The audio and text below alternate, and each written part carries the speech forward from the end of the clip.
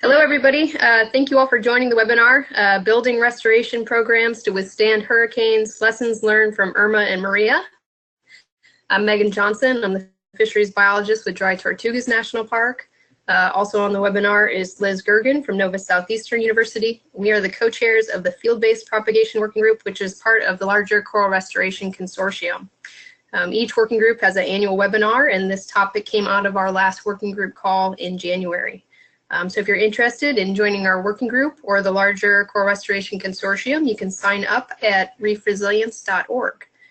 So we're going to have a series of presentations this afternoon. There'll be a short break following those presentations, and then after the break, we're going to allow for questions. So we will now get started, and I'm going to pass things off to Kemit.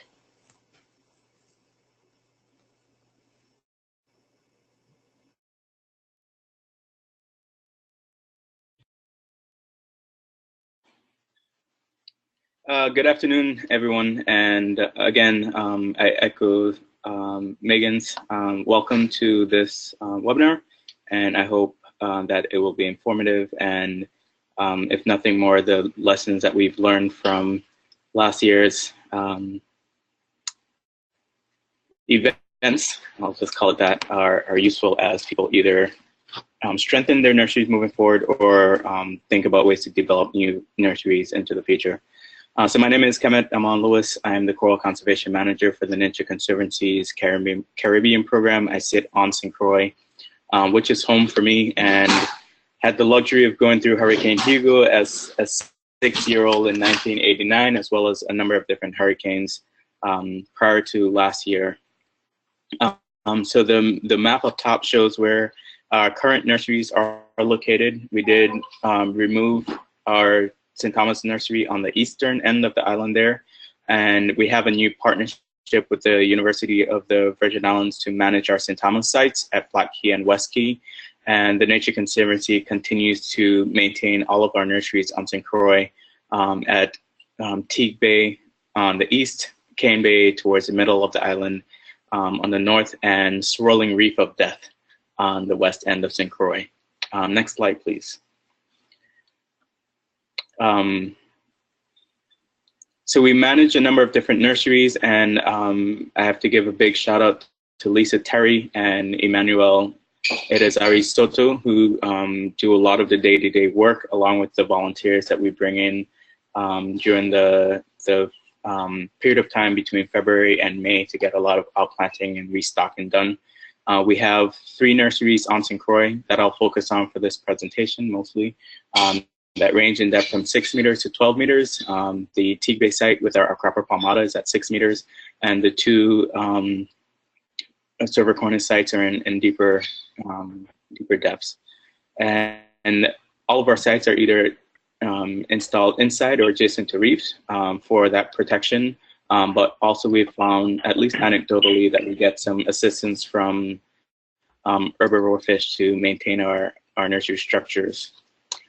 We have both floating structures. All of the tree structures are floating for the Cervicornis, again, and the fixed structures are the tables that we use for the Acropora palmata colonies. And again, we have mainly Acropora palmata and Acropora cervicornis. This was all of this work started in 2009 with the American Recovery and Reinvestment Act in a partnership or in collaboration with our Florida program and a number of different partners in Florida.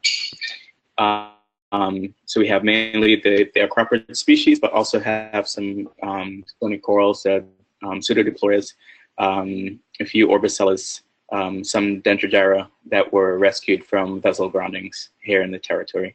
Next slide, please.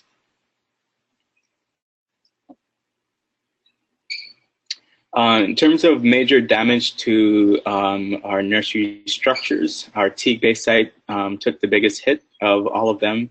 These were our table, and how they're constructed, it's PVC overlaid on top of rebar anchors. And we lost somewhere around 5 of our 10, we lost 5 of our 10 structures. Lisa and I spent quite some time looking for them, and they're like literally nowhere in sight.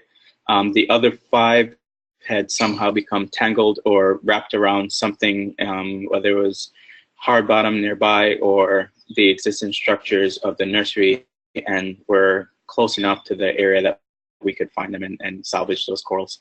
We lost one tree from our Cane Bay site. We had recently changed all of the anchors for our trees and installed new trees. And that was a process that we'd undertaken because we noticed that our anchors were starting to fail.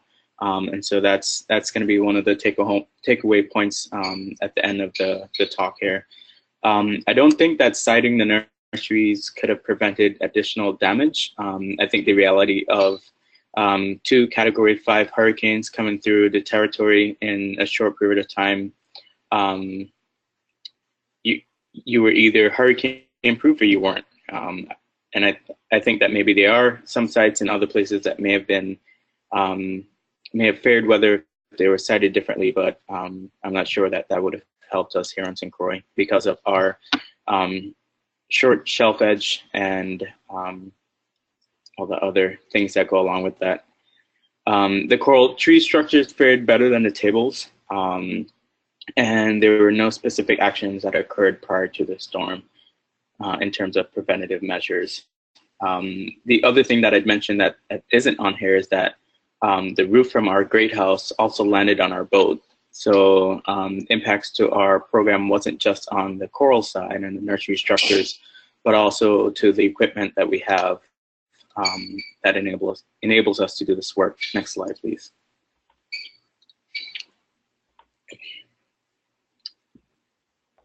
In terms of our outplants, they range in depth from 3 meters with our palmata to about 13 meters with our as our deepest cervicornis site. Again, those are either inside protected by the reef, or in our palmata cases are on the forereef, so pretty exposed. We use epoxy almost exclusively here in the U.S. Virgin Islands. We've tried the nails, but didn't have a lot of success with that, mainly because of substrate type, and our outplants are have an age range of 1 to 5 years, and we've only outplanted Acropora palmata and Acropora cervicornis. In fact, the pretty background image that you see is from one of our outplant plots last August. We were very excited to see them spawn, and from the show that they gave, it was likely not the first time that they had spawned. Next slide, please.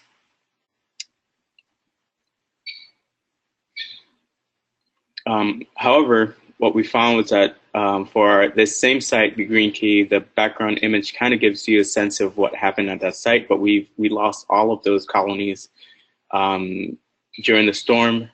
Our shallow Acropora cervicornis sites were reduced to rubble. Even the ones that did really well, that were outplanted as thickets, our deeper cervicornis sites actually performed well, and they weren't nearly as impacted as the shallower sites. And similar impacts were noticed on the natural reefs as compared to our outplants with Acropora palmata, except for larger Acropora palmata colonies. So colonies that were around 20 or so years and maybe older, they were intact and looked very healthy after the storm. Interestingly enough, the Dendrogyra colonies that we saw naturally occurring looked in very good condition also. And all of the outplants were impacted regardless of age. So our 5-year outplants responded the same way that our 1-year outplants did, for example. I think that depth played a bigger role in impacts to our outplants. Next slide, please.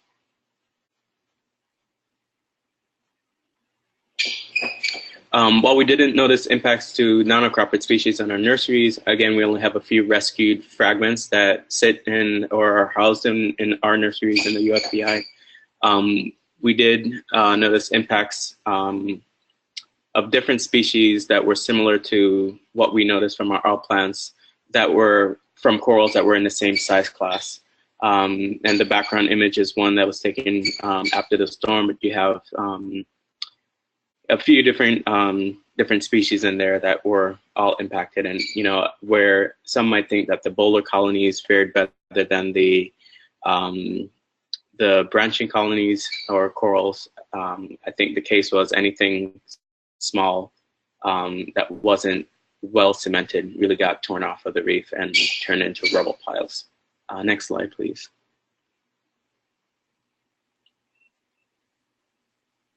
So in terms of the big lessons learned, one, our coral tables need anchors, and this was error on on our part. We had talked about putting in anchors, and for whatever reason, they never made it in. And I think that would reduce the impacts to our coral tables. We're thinking about a new design that will bring them closer to the seafloor also. That would that might make them stronger for storms. Nursery structures, it's from our experience with the anchors that we use, every 3 to 5 years, those anchors should be changed out. And we've started, in the image in the background we'll show here, doubling up on the anchors so that if one fails, we have another in place. I think that the nurseries in general should be storm-proof at installation. You know, a lot of people have been asking, well, what happened right before the storms to protect the nurseries? I think the reality is that you oftentimes won't have the luxury of time to go out and add new anchors or move trees into deeper water, whatever the case may be. But if you have nurseries that are storm-proof from the beginning, you should be fine.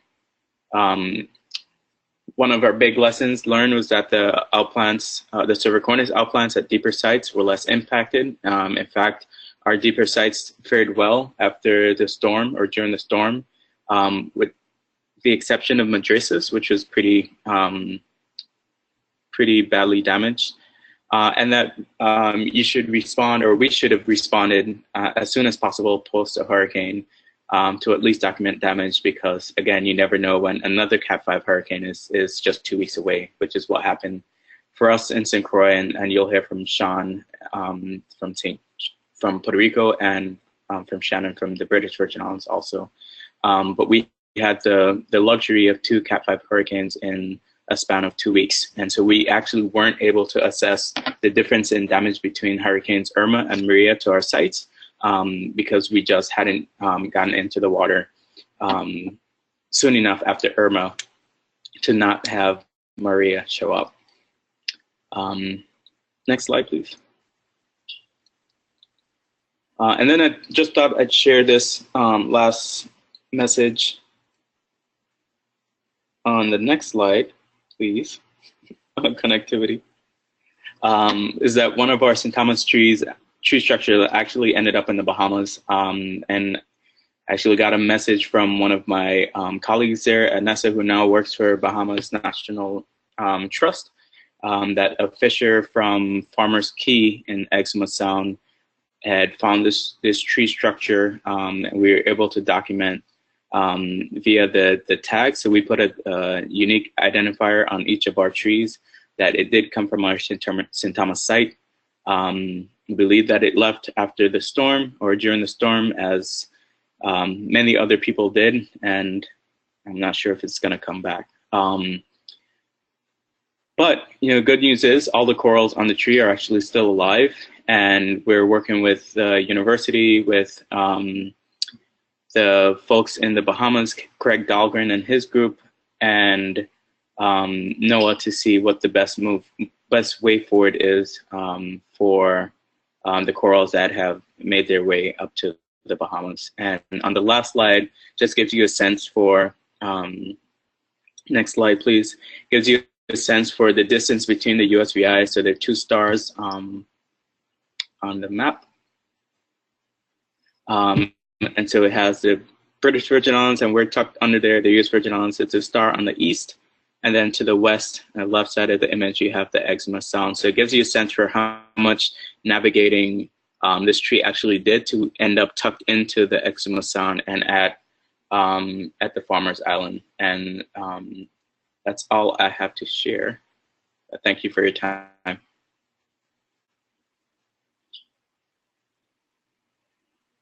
Hello. I just want to make sure everybody can hear me. I can, yes. Yeah, okay. I got cut off for some reason all of a sudden. Okay, hi, good afternoon, everyone. I'm Shannon Gore, the managing director for a small nonprofit in the BVI called the Association of Reef Keepers, or ARC. We manage 2 nurseries, but because they are on the seabed, we have government oversight, namely the Ministry of Natural Resources and Labor, Conservation Fisheries Department, and to an extent, the National Parks Trust. Dive BVI is one of our dive operators and a local partner that was helping maintain the nursery in Virgin Gorda. The X's are where our nurseries are located. What we anticipated and the reality of Irma were 2 completely different scenarios. This is one of NOAA's infrared images of the eye coming directly over us. Odd to say, but it was probably what saved a lot of lives. Seeing the destruction on land and then diving 3 weeks after Irma was so much worse than what I could have ever even imagined. I was on the fence about even starting over with all of this, but Tally Vardy from NOAA and the Coral Reef Consortium sent out an email asking about the nurseries, and a few weeks later I got an email saying the Coral Restoration Foundation and Blue Force were going to donate 20 new trees to ARC. So as soon as I get my hands on the trees, you guys are going to get a big fat thank you letter, and I now consider you guys partners with us. Later, the Aqualia Foundation heard about the new nurseries and also gave ARC a very large donation to get the nurseries up and running again. However, my biggest concern now is actually finding viable corals to reseed the nurseries. I think St. Martin has the same issue. Most places less than 30 feet have been just about completely decimated. However, I did go diving on the wreck of the Rhone, which is, part of it is in fairly shallow water. But aside from the bow collapsing, a lot of the corals were still intact. So I think it's a matter of trying to find locations of any staghorn coral. Okay, next slide.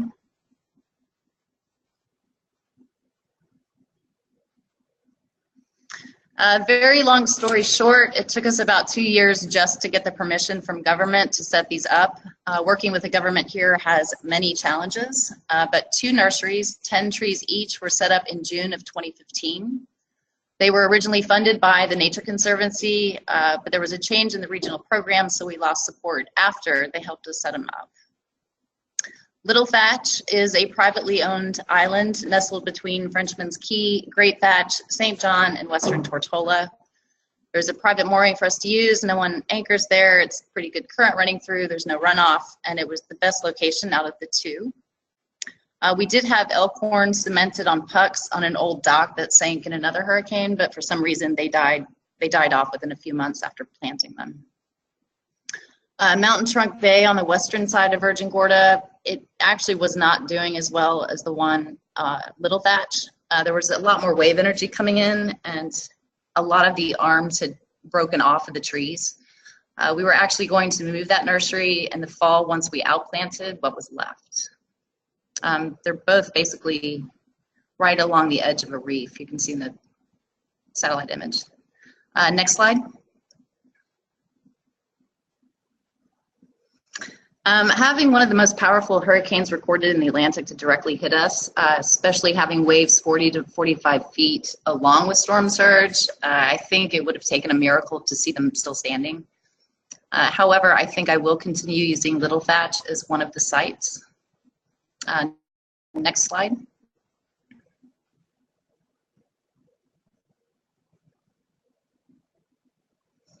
One of the outplant sites was in a proposed marine protected area called Smuggler's Cove on the northwestern side of Tortola. We had just outplanted everything from the Little Thatch nursery in June and July of last year, so they were very young still. I'm sure I'm going to get criticized for using zip ties, but that was our best option at the time. In August, all the corals were doing very well, and we had everything planned and ready to outplant the corals from the Mountain Trunk site to Little Dix Bay on Virgin Gorda, and then the hurricanes came. Next slide.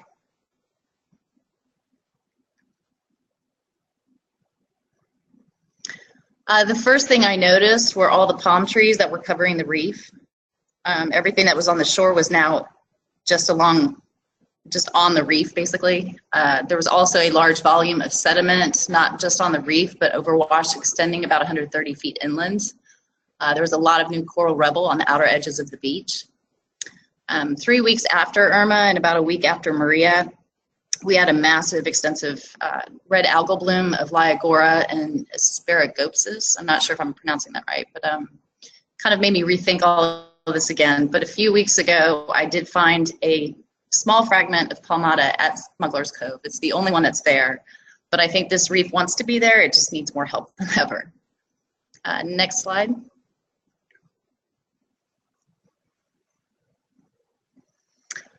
Lessons learned, I think reinforcing the arms is the first thing that we're going to look at if it's not already done on the new trees.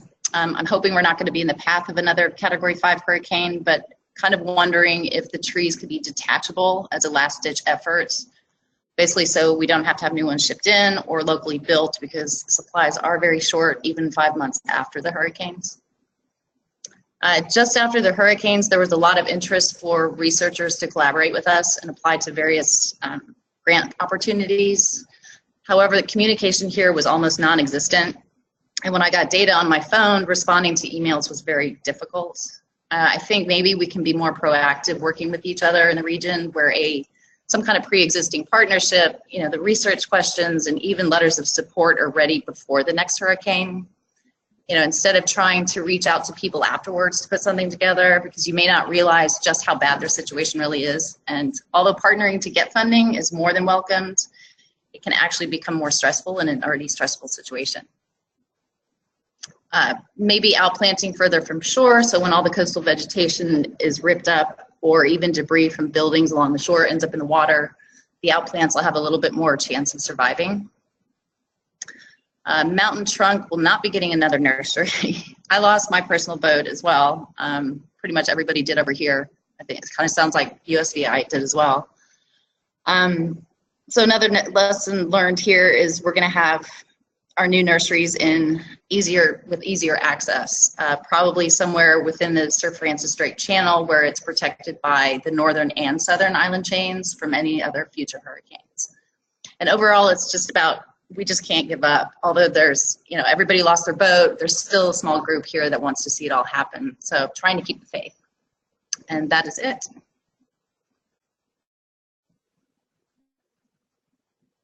Thank you.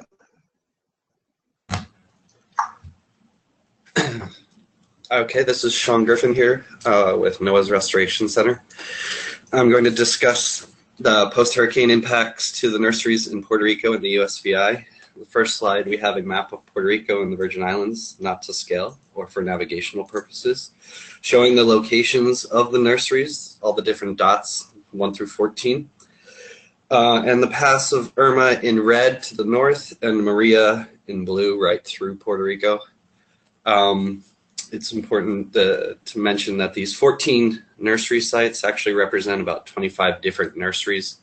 They're kind of just different regions within Puerto Rico or the VI. And for this presentation, I've clumped the nurseries into different regions. So for example, in the Southwest Puerto Rico, 1 through 4 are just referred to as Southwest Puerto Rico because of similar exposure and effects from the storms. Same goes for the Northeast Puerto Rico, the nursery sites 5 through 7, as well as St. Thomas. Kemit already covered St. Croix nurseries. Thanks a lot, Kemit. Next slide, please. Here we have a kind of summary of the different nurseries, and so we have depths and exposure to the storms was pretty variable between all of the nurseries, even within sites. Depths range from 2 to 15 meters. Most of them have variable exposures, from being completely exposed to being nestled behind reefs. The one in the North Puerto Rico is actually shallow at 3 meters, and it's protected behind a reef because we get a lot of swells up on the north coast. Floating structures, most of the reefs except for the north coast one have floating structures, either trees or a combination of trees and fucas. There's also several that have fixed structures, which include bucas in Southwest Puerto Rico and North Puerto Rico. There's no fixed structures in the Northeast nurseries. Culebra had various fixed structures, tables, A-frames, etc. And St. Thomas nursery in West Key actually still had some blocks left over that we were using for various things. In terms of species, all have both species of Acropora and Dendrogyra within each region, except for the north coast of Puerto Rico, where we only have Acropora palmata. And as a result of the storms, we saw severe reef impacts along the north and the east coast of Puerto Rico, Culebra, and St. Thomas.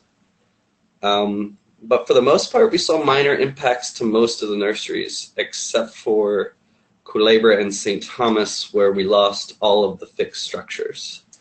And the trees did okay there. You know, there's still breakage and some damage, but overall, the damage was relatively minor. Next slide, please.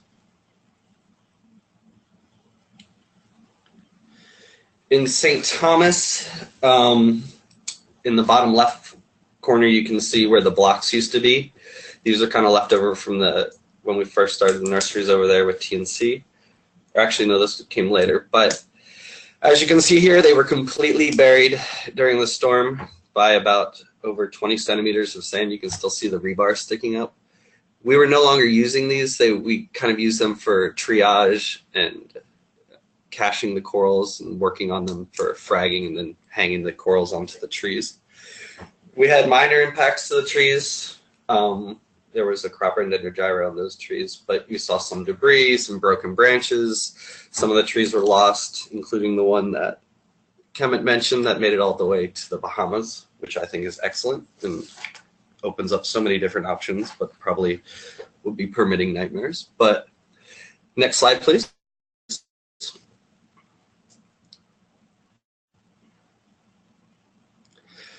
Up on the north coast of Puerto Rico, we had a buca that was set up behind the reef to protect it from the season, from the waves off the north coast of Puerto Rico. Rebar was driven into and through the PVC, into the sand, and then until it got purchased in the limestone beneath the sand. And then during the storms, I guess, we had about 35-foot waves. And you can see some of the destruction along the coast right behind the nursery here in the bottom left photo. But in the next photo, you can see that this buca actually survived. There was, next slide, please. We lost about 20 to 40 centimeters of sand from underneath that during the storms. This is actually a photo in between Irma and Maria, but it survived both of them. It was stable. If the sand had gone the other way, I guess, and there was actually sand movement and deposited like in West Key, we probably would have lost everything there. It's kind of one of the lessons learned here is that it's important to tie these into hard substrate, but at the same time, we are told that we need to avoid hard substrate, so we have to deal with sandy issues. Next slide, please.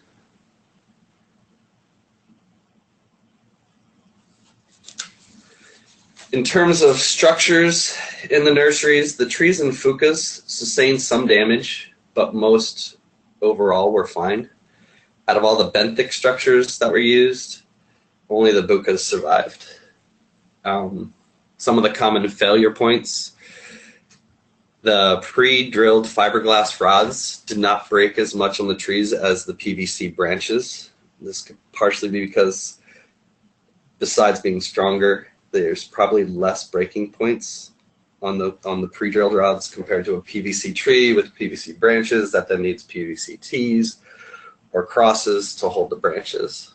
In terms of lines, 1/4-inch parachute cord performed better than most of the other lines. We saw less breakage or no breakage on those.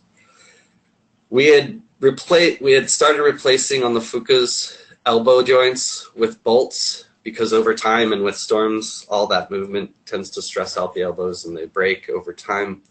Whereas when you have the bolts, it allows them to move and sway with the storm. Also makes them a little bit more portable when you're deploying them. We'd also started replacing steel cables on the anchors with monofilament, but it seems like that didn't work as well. We'd started doing that because the steel cables after 5 years seem to be breaking, but they seem to still be stronger, and it's just kind of, as Kemit mentioned, previously, you're just going to have to, over 3 to 5 years, maintain or replace those steel cables on the anchors. Next slide, please.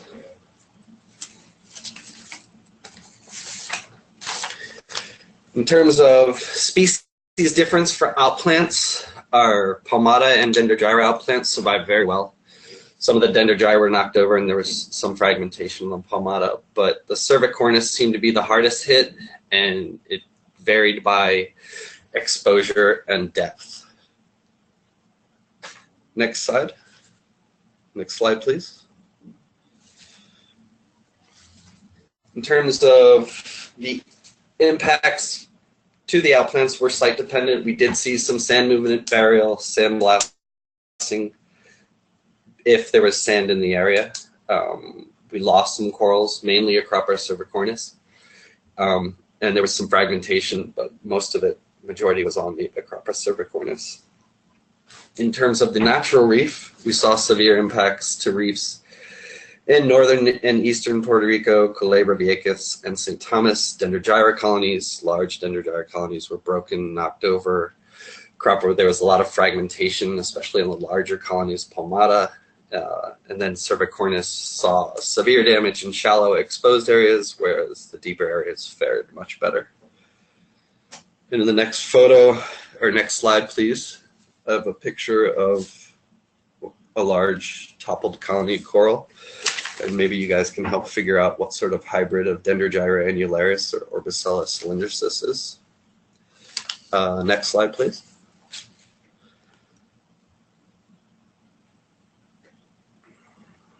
In terms of materials for outplanting, we found that the cement worked best, especially with the Acropora palmata outplants.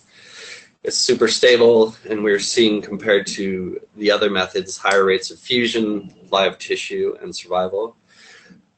We had previously been outplanting Dendrogyra using epoxy, but after the storms, we saw that some of the outplants had been knocked over, unlike the palmata that had been outplanted with cement. So we might actually start using cement with Dendrogyra as well, and maybe that would have helped them resist the wave action better, like the Acropora palmata outplants. Next slide, please.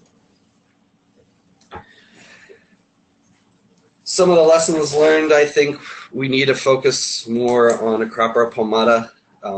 You know, they held up well to the storm. They can help create a living barrier for coastal resilience. So I think we need to focus more efforts on palmata. We're still kind of too focused on cervicornis, which is not as resilient to storms as palmata. And, you know, now may be a good time for, since a lot of these nurseries have been knocked back, to kind of adjust our portfolios in the nurseries. In terms of nursery structure design, the floating structures, trees and the fucus survived well.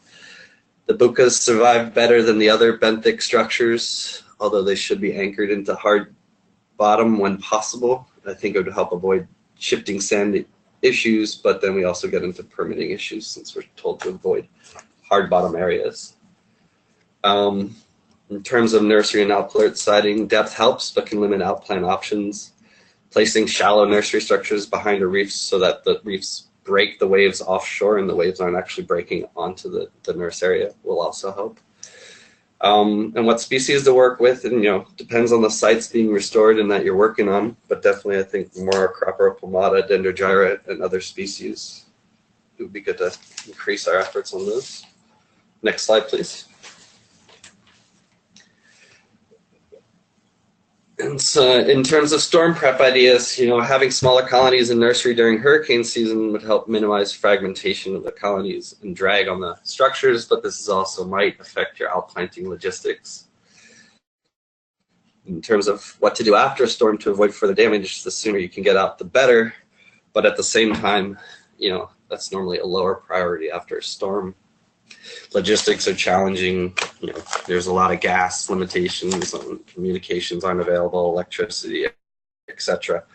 So logistics can be challenging, and then there's also the post-storm turbidity that's going to affect your response efforts.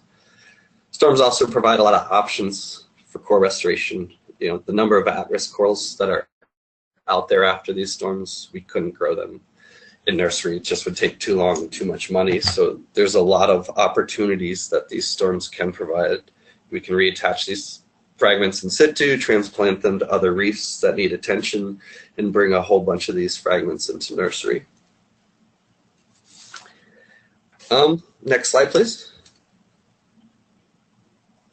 And I'd just like to thank everybody kind of on all the crews and groups here on the ground in Puerto Rico and VI that we work with. Without you guys, we wouldn't be able to get all this work done.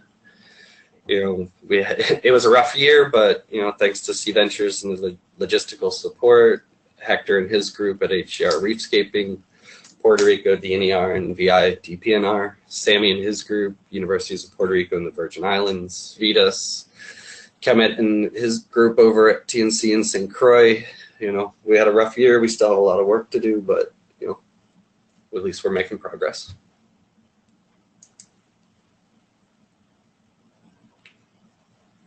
That's it from my presentation.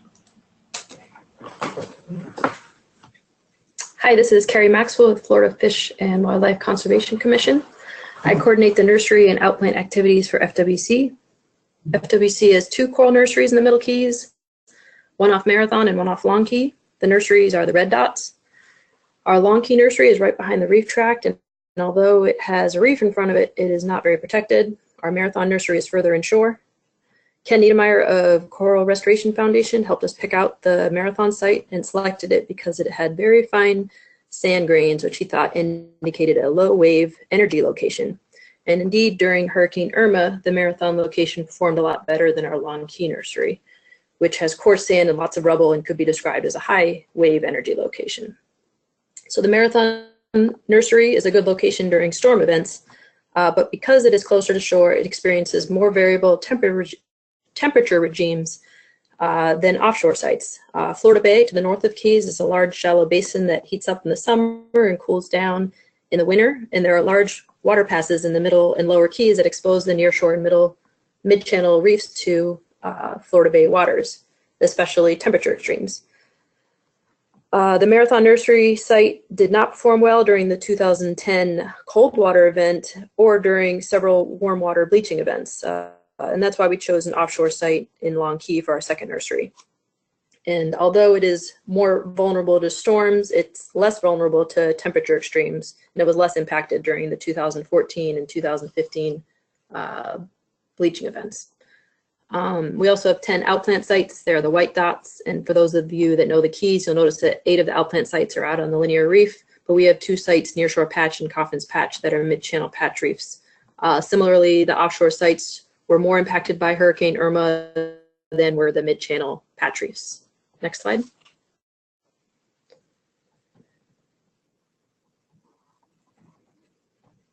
Our 2 nurseries are at about the same depth, about 25 feet, but the Long Key nursery is a foot or 2 deeper. As I said before, the Marathon nursery is more protected than the Long Key nursery. Both nurseries have or had floating structures, trees, and fixed structures.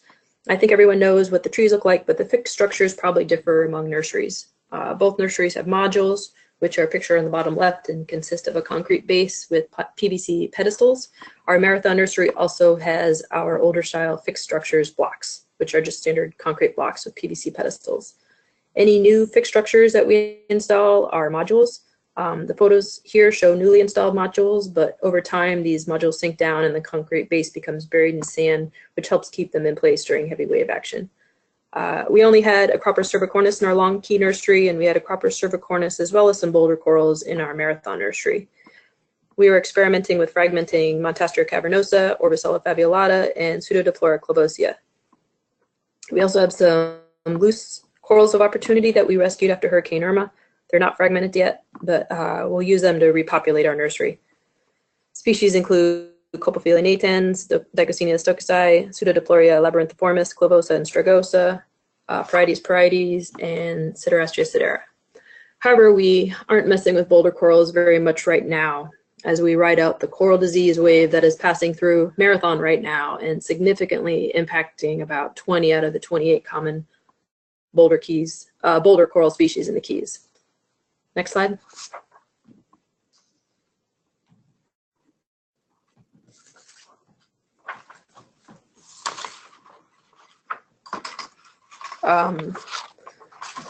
The majority of our coral loss was due to loss of whole structures from wave action and debris such as lobster traps that moved through our nurseries.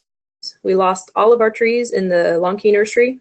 They were anchored with giant concrete-filled column blocks with an eye hook at the top. There is a photo of a column block anchor at the top right. We could not use the standard earth anchors at the Long Key nursery because they pulled up too easily through the rubbly sand. After Hurricane Irma, we found 4 of the 23 anchor systems, and the rest were just gone. But there were no trees attached to the remaining 4 anchor systems, and I would not recommend using the column block anchor systems. A few screw anchors at the Long Key nursery with buoys and temperatures fared pretty well. And although it's a different location, so not really comparable, the earth anchors at the Marathon nursery performed better than the column block anchors at the Long Key nursery. 12 of the 30 trees remain there. But at the Marathon nursery, also entire earth anchors were gone. A failure point may have been where the tree was tied off to the earth anchor loop or eye hook and the column block anchors. We did reinforce the rope with about a foot of garden hose to reduce abrasion, but we still found some earth anchor loops with nothing attached to them. Also, a lot of sand moved around in our Marathon nursery. Many of the blocks or modules were buried as the sand shifted around. Shockingly, some of the corals on the modules that did not get buried were completely unharmed, and that's probably due to the very fine sand. I'll show some photos of that in the next slide. I do think that the impacts were related to location. The Long Key nursery was not very well protected, and we lost 100% of the corals there, and the Marathon nursery location was more protected, and although losses were substantial, about 10% of the A. cervicornis survived there, but that's enough to start repopulating a nursery. Some of the surviving A. cervicornis was pretty beat up and missing branches, but the surviving boulder corals were more or less unimpacted. I think the very fine sand grain here was the key to the absence of sand blasting in the boulder corals on modules. In terms of preparation, the hurricane developed over a holiday weekend, and we all had a lot of work to do to prepare our office, boats, and homes, so we did not prepare the nurseries for the storm. However, we did some fragmenting earlier during the summer, and certainly the smaller fragments fared better than the larger fragments. The monofilament failed on the larger fragments, and they also lost a lot of biomass due to breakage. Next slide.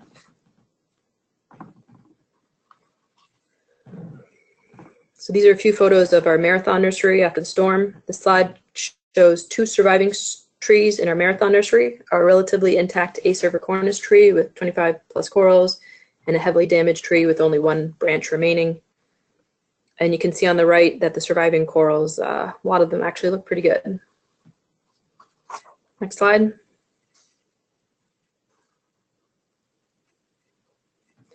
These photos show a mostly buried coral module on the left with 9 out of 10 colonies buried under sand, and the same module with sand removed on the right. Next slide.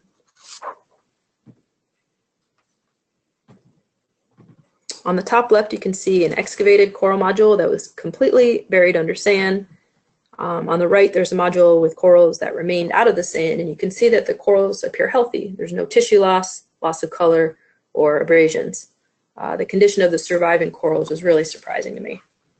And on the bottom left, there is a completely excavated module, and you can see some trap debris wrapped in among the pedestals. Next slide.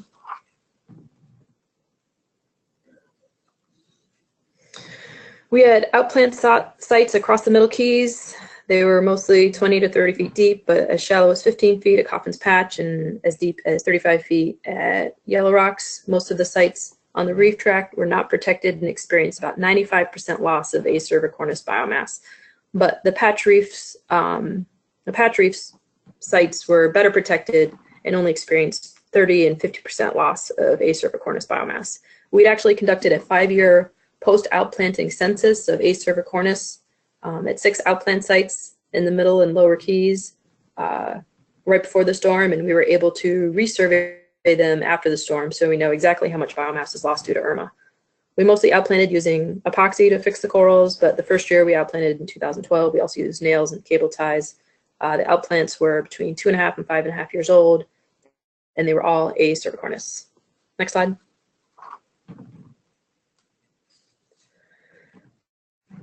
I would say the main impact to the outplant sites was loss of corals, especially on the linear reef tract. They were just gone. Also, many branches broke off, so surviving corals were smaller. There was less outplant loss at mid-channel patch reefs. I think there was probably less wave action at the patch reefs, and the patch reefs also tended to be more rugose, so the corals there were more protected by other large boulder corals. And I think the natural A. cervicornis was similarly heavily impacted, but the natural boulder corals fared better. Some of the natural boulder corals were dislodged or had tissue loss, especially on the windward side of the corals, but most of them were still there. I think hurricane impacts could have been minimized if we outplanted to more patch reefs that were more protected. However, the mid-channel patch reefs are more vulnerable to temperature extremes, so outplants there have not done well during bleaching events. Given the wide variety of potential stresses, I think it's good to outplant to a combination of offshore and nearshore locations to maximize overall survival. I didn't notice a difference in survival between outplants on nail or epoxy, but I did notice that colonies that had fragmented naturally from our outplants and re-wedged themselves seemed to do well. I think that's because the corals that re-wedged themselves were able to do so because they landed in a more rugose area of the reef and had some protection from the wave action. Also, corals outplanted to areas with more CCA were more securely anchored to the reef than corals outplanted to areas with sediment-laden turf algae.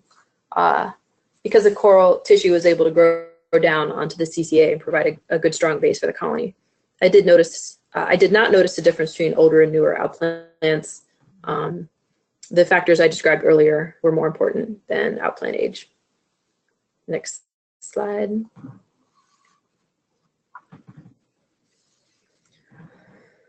The boulder corals had less mortality than A. cervicornis. Almost 22% of the boulder corals survived in our nursery, but most of them were on modules, whereas most of the A. cervicornis was on trees. But even the trees with boulder corals were in better shape than the trees with A. cervicornis, possibly because the boulder corals had less surface area. And among the boulder coral species, I think their fate was tied to whether or not they were buried, which is unrelated to species. I can't really comment on differences in survival among outplanted species because we only outplanted A. cervicornis. Among natural colonies, I'd say the natural colonies of boulder corals survived at higher rates than did natural colonies of A. cervicornis, probably because they generally seem to be better affixed to the reef than the branching corals. Next slide. Top lessons learned. Number one, when choosing a location for a nursery, look for the very fine grained sand. That should be a low energy area. And even if there is a lot of wave action, those fine grains will do a lot less damage compared to getting sandblasted by big grains of sand or rubble. I'd also choose a location that is protected from offshore wave action. That fine grained sand will be an indicator, but the location should also be far enough offshore that the nursery is not vulnerable to nearshore stresses like rainwater runoff or temperature fluctuations. I realize that the Florida Keys are a unique location in that there's a large shallow water basin that influences the reef, and most Caribbean locations probably would not have that issue. But try to put nurseries in multiple locations to maximize survival against a variety of stresses. One location might be better for storms, another might be better for bleaching events. And use different types of structures because there may be differential survival among structures. If sand shifts a lot, you could lose everything on the bottom. If wave action is too great, you lose all your trees. Or in terms of other stresses, if there's a hot, cold, or fresh water mass on the bottom, you could lose everything on the bottom. Use a variety of genotypes and a variety of species. Although I don't think genotype was a factor at the nursery, coral survival depended on structure survival. But at outplant sites, I noticed that some genotypes were a little thicker and base heavy, and those held onto the reef better than the really willowy, branchy genotypes. And lastly, when a massive storm is coming your way and there's not a whole lot you can do to prepare, because we're all focusing on preparing our homes, but try to go into hurricane season with smaller fragments because the really large A. cervicornis fragments get beat up and lose most of their branches during a storm. And the monofilament or whatever you're using to attach the corals to the tree is more likely to fail when there's a large, heavy coral being flung around. That's about all I've got. I hope our experiences and lessons learned in the wake of Hurricane Irma will be useful to some of you.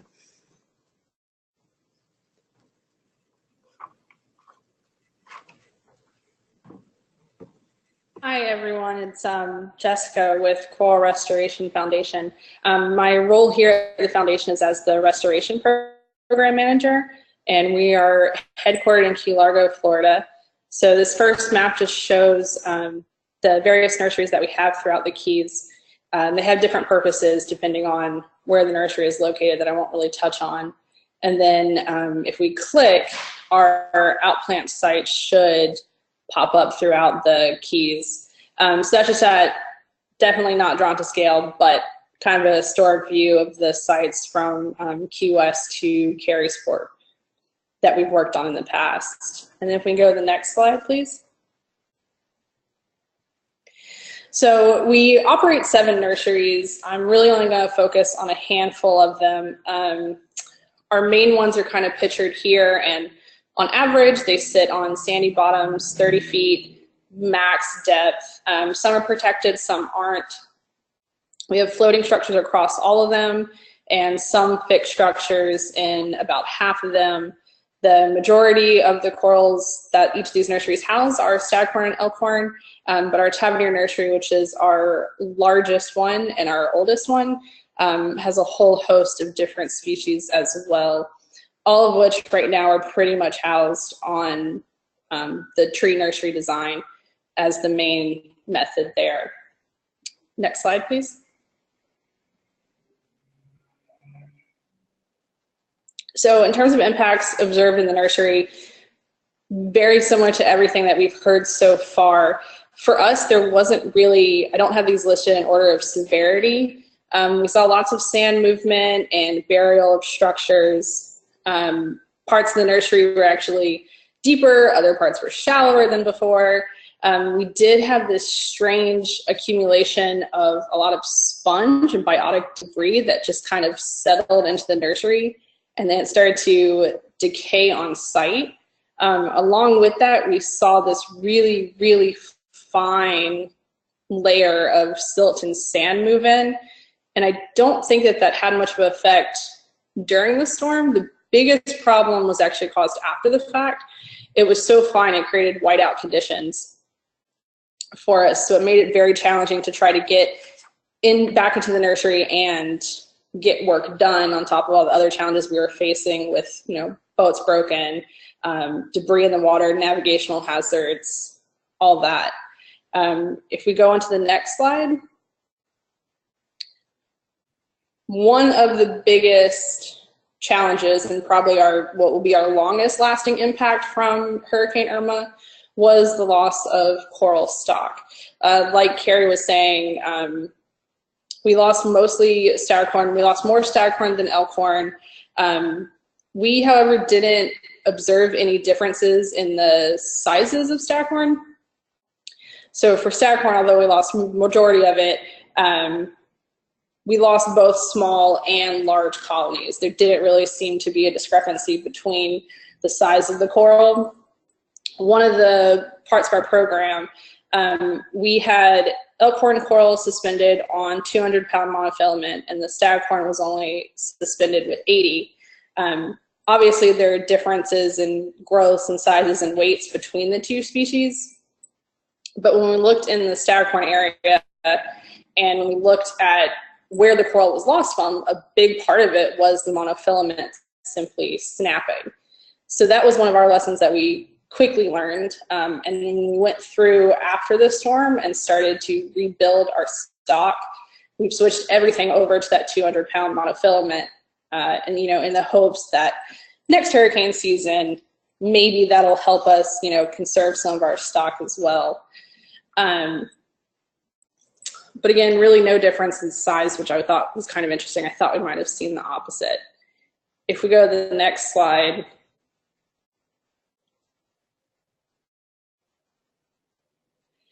We were fortunate that we didn't lose a lot of structures themselves, just the corals on the structures. The ones that we did lose, we noticed that the common fail point wasn't the duckbill, but it was actually the line. And it was either the line tethered at the point of the duckbill, or it was the line tethered at the base of the tree. Both areas kind of seemed to be subjected to fraying and being cut there, and that's how you'd end up losing the entire tree structure. But overall, the duckbill stayed intact and the tree stayed in place, which was really nice to see. And then, of course, we did experience some cement blocks being thrown around and buried as well. Next slide, please, Kate. The other thing that we observed was sandblasting throughout the nurseries. It's caused abrasion, caused breakage. We even had a little bit of a disease outbreak after the fact. We're calling it rapid tissue loss, but it looks like that sand movement created wounds, let disease in, which was a subsequent loss of coral stock after the fact. Next slide, please. And then, of course, we had debris and trash entanglements, lobster lines and traps that, we deal with that even outside of hurricane season, unfortunately, but it definitely was compounded with the storm. The other couple of foes that I have up here that were kind of important to mention, we did have challenges from our own sources within the nursery. So, we had a research area with a collaborator that had a project set up. Unfortunately, their structures came up and went through the nursery and knocked around some things. We had some trees that we had decommissioned but hadn't had the chance to take them out of the nursery. Those created problems as well, and entanglements. So I just wanted to mention that, we did have sources from ourselves, not only outside sources as well, that affected the amount of entanglements through the storm. Next slide, please. So as a kind of nursery overview, we were able to get out and do some prep work in our main nursery and the Tavernier nursery. The kind of work that we did is not only did we change tree lines of old lines, but we also doubled down on the lines. So we actually put 2 lines per structure out. While doing that, we lowered the trees themselves so they didn't have as much distance between the bottom. That, that hope was that they would have less range of motion with the storm surge and movement through. The other thing that we worked on is the blocks that we did have. We worked through pounding rebar through the center to try to secure them a little bit more. And then we also did a really strong effort to try to remove as many unused structures as we could. It was a challenge because we really only had one day between when we realized what was coming and, also when they started putting the evacuation orders in place. And a lot of us are worried about our own, personal homes. And so we only got to the Tavernier nursery and unfortunately didn't get to do anything in any of the other nurseries, any prep work there. Overall, in some of our main nurseries, there's those numbers at the bottom. Like I mentioned earlier, the silver cornice took the biggest hit. In Tavernier, we lost about 60% of that stock. Palmata did much better. And then the other nurseries that contain both those species across the board, they did a little bit better, especially Kerry Sport. The elbow nursery didn't have a lot to begin with. But, one of the things that we noticed is the furthest away from the direct impact of the storm, the less damages that we saw. We have other nurseries, but these were kind of the main ones that I just wanted to touch base with. Next slide, please. So for our outplanting, we average 15 to 20 feet depth of our sites. Various kinds of sites that we work on, inshore, offshore, patch reefs. We use epoxy method to attach the corals. And at the time that the storm hit, that Irma hit, we had corals that had been on the reef from anywhere to as recent as a month to 3 or more years. And the only species that we've outplanted have been Cervicornis and Palmata. Next slide.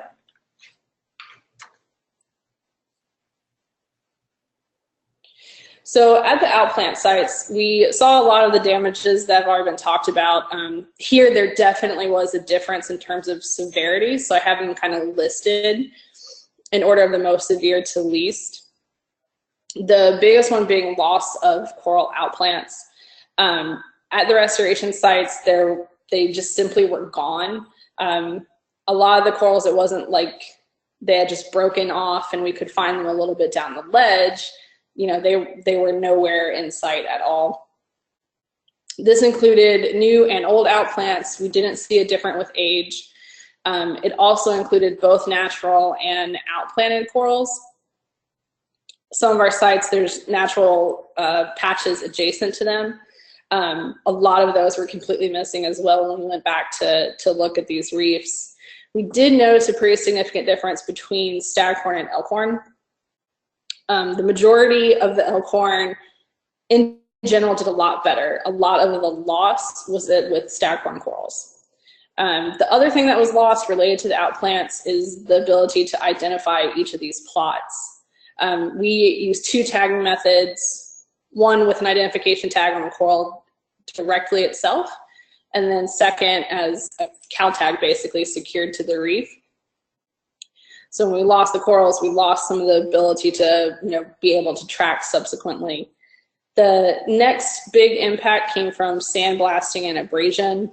Many of the corals looked like they simply had sandpaper rubbed across the top of them. They had really smooth looking polyps, very shallow. Again, this was observed for both old and new outplants. We mostly saw it on elkhorn, but we mostly saw it on elkhorn because those were the ones left on the reef. And again, we saw it on natural and outplanted corals. There are also lots of other common sites, including overturned coral heads, broken ledges, lots of traps and lines. So all that stuff that we've already kind of talked about as well. Next slide, please.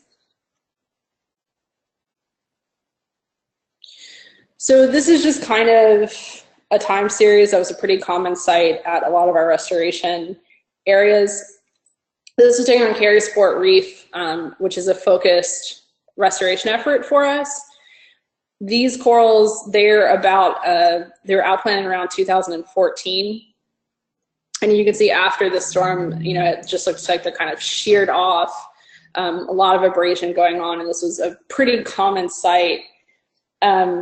I didn't see any difference in where we were outplanting, like what area on the reef, shallower or deep sites. Really the biggest difference that kind of stood out to us is just that, the further away from the center of the storm, the least amount of impacts, which makes absolute sense.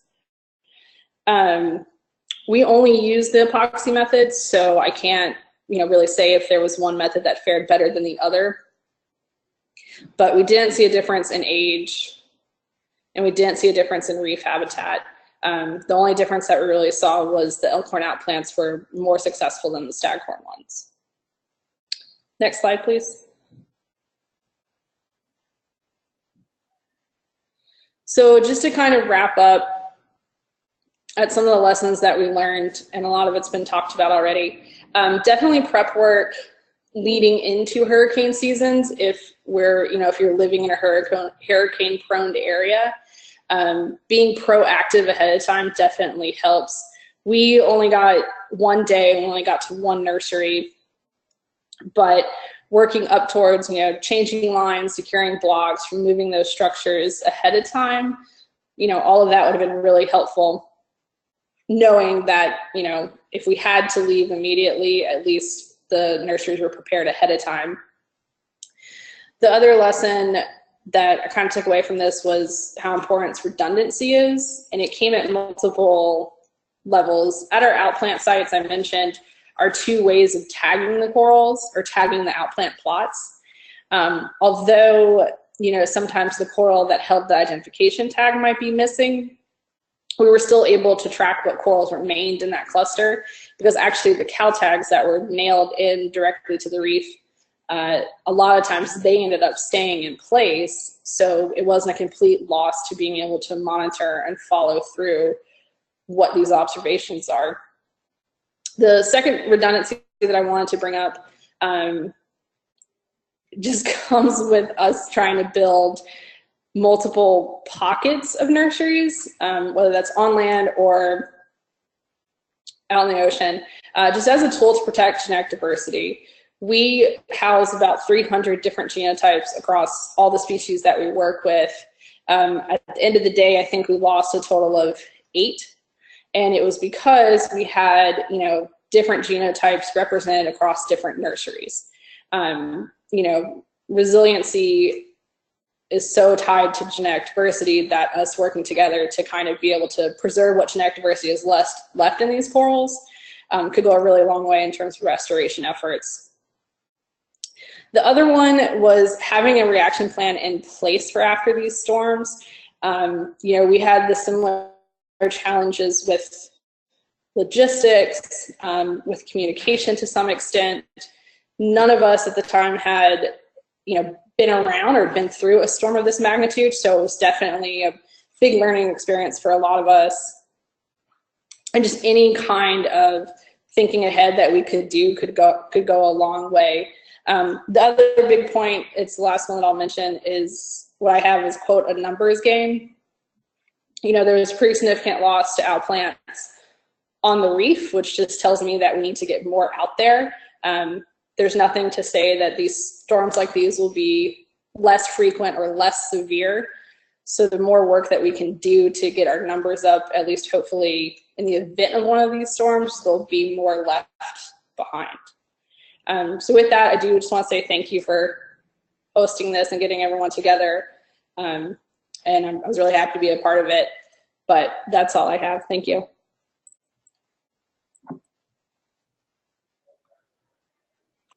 Hello, everyone. My name is Dalton Hesley. I'll be presenting today on behalf of Dr. Diego Learman's University of Miami Coral Restoration Program, and then as well as acknowledging Stephanie Schottmeyer, who was with our team throughout most of this, but is with FWC now. So if you'll see on the map there, we are in charge of Miami-Dade County. So we have 4 coral nurseries spanning from upper Miami Beach all the way down to nearly Key Largo, and our restoration sites kind of span that distance as well. So it gave us a good opportunity to kind of see patterns and distributions following Irma. So next slide, please. I apologize for the typo. Like I mentioned, we have 4 nurseries at the top there, but between those 4 nurseries, the depth is fairly consistent between 6 and 8 meters. They're all in sand, kind of behind reefs or tucked within a patch reef. So that didn't really allow us to shed much light on differences, but there was a lot of variation. In terms of structures, 3 of our nurseries, the 3 north ones, are exclusively PVC trees, which I assume many of you are familiar with. And the 4th nursery, our furthest south nursery, is strictly cinder blocks. In our nurseries, it varied throughout, but we had Cervicornis, Palmata, Orbicella faviolata, and Pseudodiploria clavosa, varying in age throughout. And in terms of mounting, our trees were your typical monofilament hanging strategy. But with our massive corals, we actually used these paddle structures, which you can see in the center image, where we were able to slide those paddles over the existing arms and then strap them to the center stem to hold into place. And that way they were oriented up as massive corals likely desire to be. And then at that cinder block nursery, it was your standard pedestal mounting strategy. Next slide, please. So in terms of impacts, a lot of what I will be talking about was already mentioned. So I'm glad that I was one of the later ones, so I can just kind of reiterate some of the main points. But the nursery impacts were severe. It varied between our 4 nurseries in different ways, but overall we saw damages across the board. Speaking first on our southernmost nursery, which I had mentioned was exclusively cinder blocks, it was mostly just shifting around. So there was some sandblasting that occurred. Blocks had somewhat tipped over. Corals had broke. But for the most part, they were not buried. So there was sand that shifted around, but that ended up being an important factor in recovering post-Irma, was the fact that this nursery, for the most part, remained fairly intact. The other 3 nurseries, we had significant damage where over 50% of our trees were lost in all. Between those 3, it did vary. where our northernmost tree nursery and our southernmost tree nursery had a significant amount of damage, whereas our middle nursery closest to our home in Miami did better. So, for example, our Miami Beach nursery, our northernmost, we lost all 10 of our trees, which were found ashore, washed along Miami Beach shoreline, which you can see by that small image in the bottom right. Thankfully, we had a lot of local civilians that were reporting our trees, and we were able to identify them as well with the tags in the structure. So we could actually recover those and recycle a lot of the pieces, which was great. Silver lining. In terms of our Key Biscayne nursery, we did lose some trees as well, but a lot of the damage we saw there were either corals ripped from the arms, which had been mentioned before, or we saw arms actually snap in some instances, but I assume that was from previously worn arms. We used those same fiberglass arms that some of the others had mentioned. We also saw anchors that had snapped. We used the thick monofilament anchors with the duckbill into the sand. And some of those had broke. And then our bowline knots, we use thick, strong rope for attaching to the anchors, and some of those had snapped as well. So across the board, it was different points of failure, but there were some patterns. So next slide, please.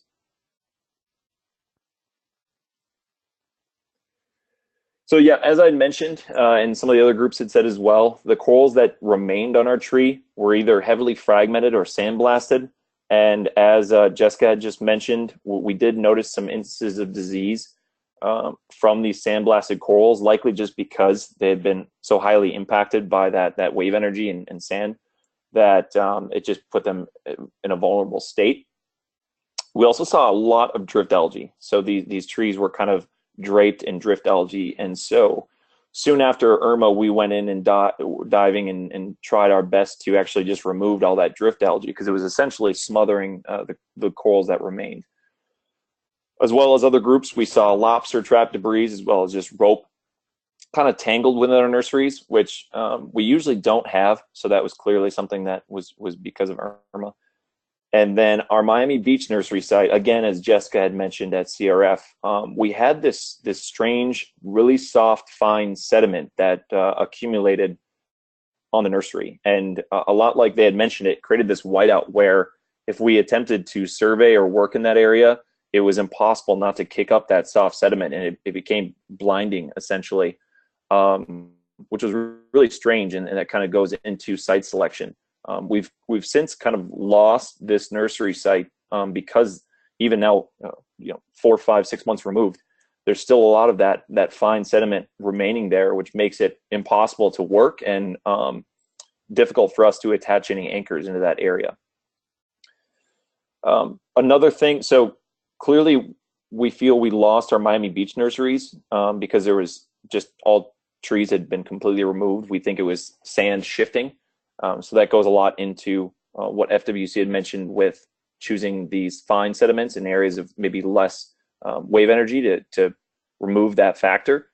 But at our Key Biscayne nursery, we saw signs of shifting sand, but overall there was a lot of different reasons we lost those trees or trees became damaged. Next slide, please.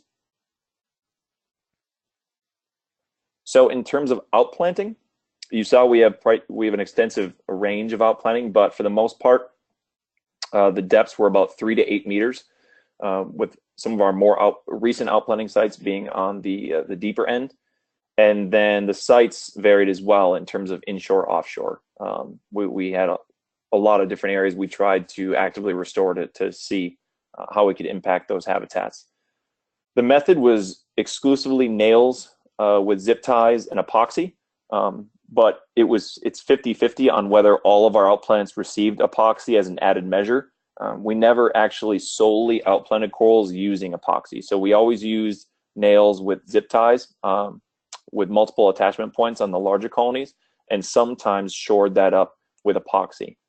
The ages of the outplants varied from small to large in terms of a time range. So some were as new as that summer, and some were as old as 3 years, so that the size dependent was widespread as well. And then again, as mentioned, the species used were cervicornis, palmata, and then clavosa. In terms of attaching the clavosa, we had those mounted on cement pucks, as we called them, and then those were epoxied right to the reef floor. Next slide, please.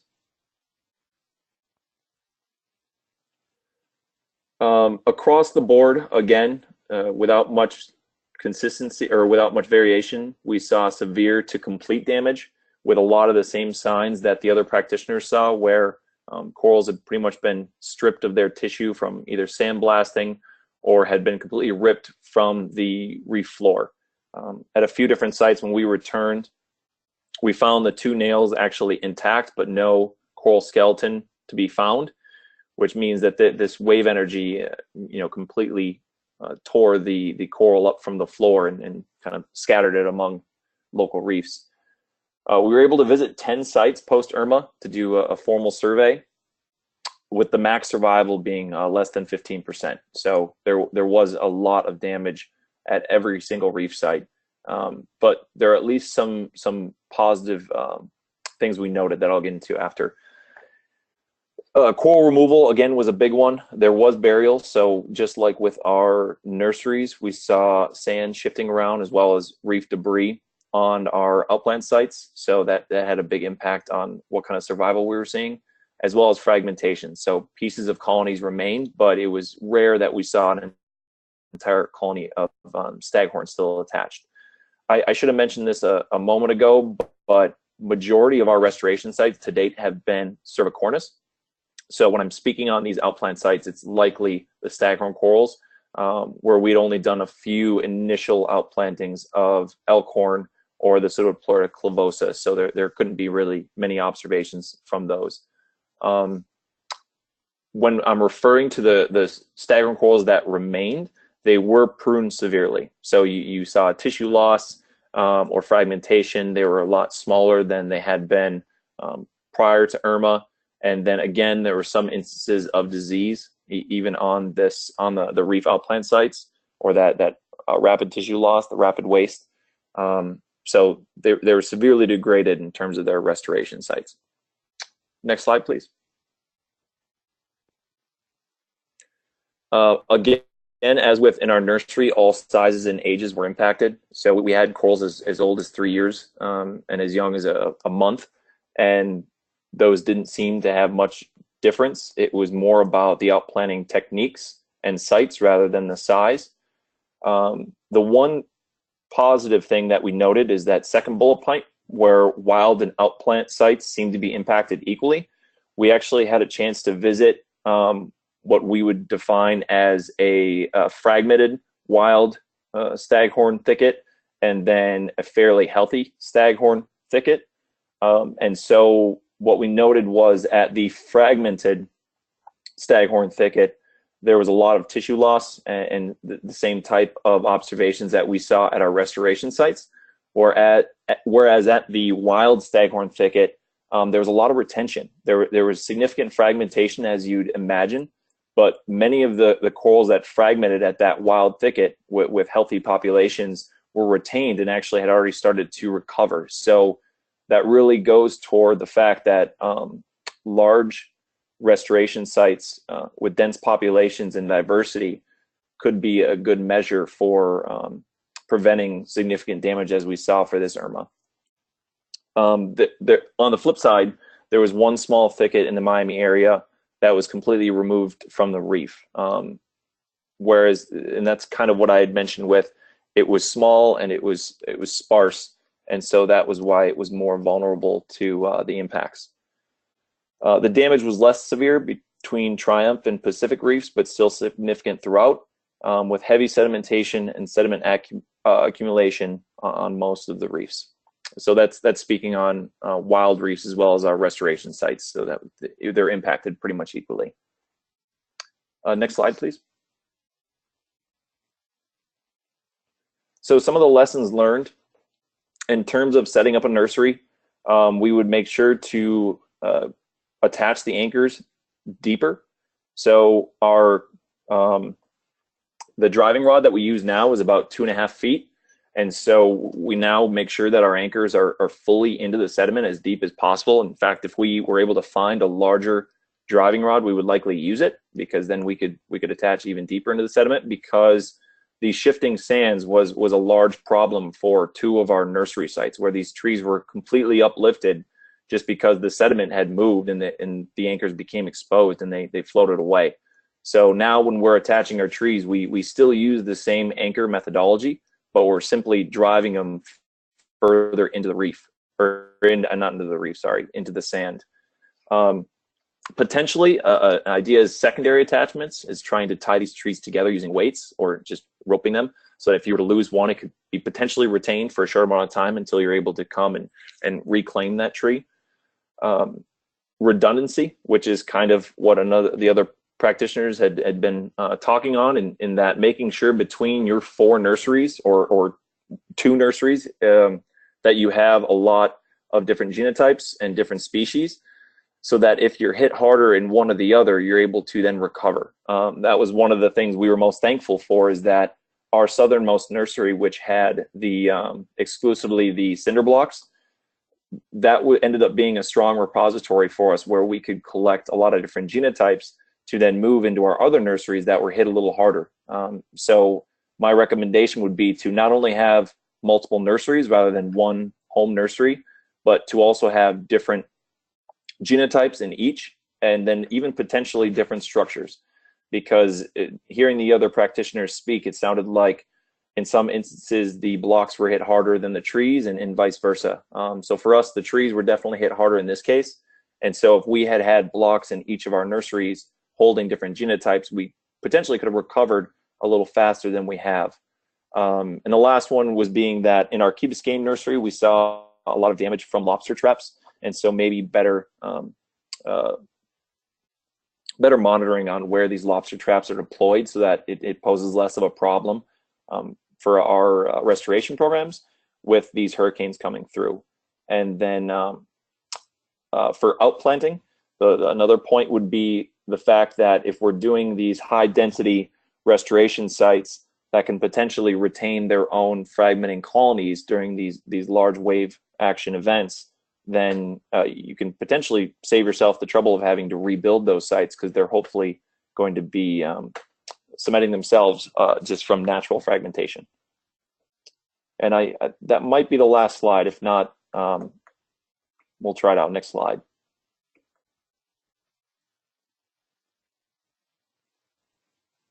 Alton, that was the best slide.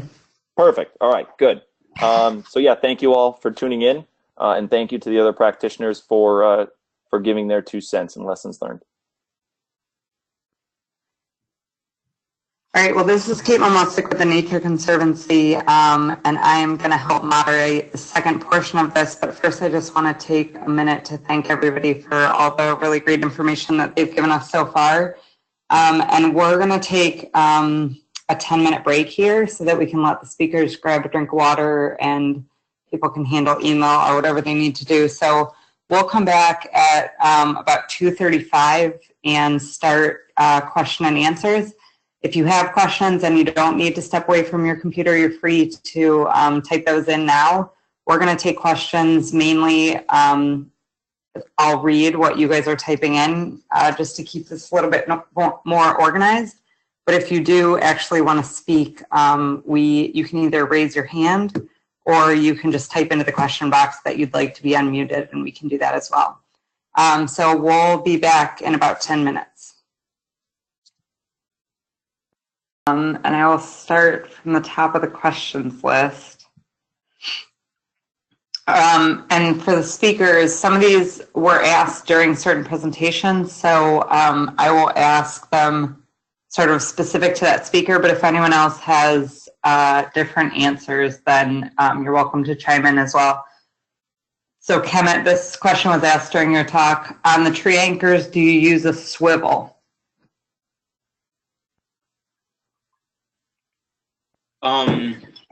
Hey, Caitlin, thanks.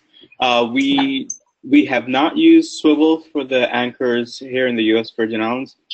I think what we found is that the anchors, as long as they're not like rusted and ready to fall apart, they actually work well. So again, that 3 to 5 year window is when they start to fail.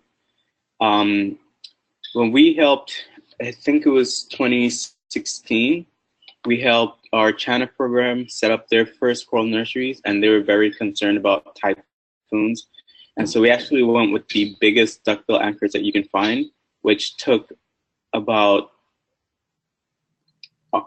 almost a full tank for 2 people, each for 2 people to get in.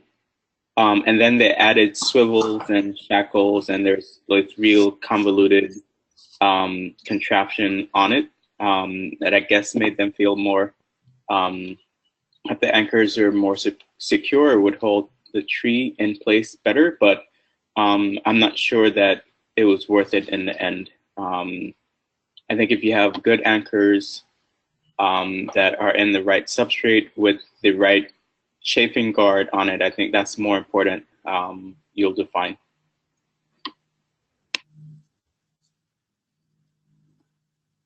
Do any of the other speakers have anything to add about that?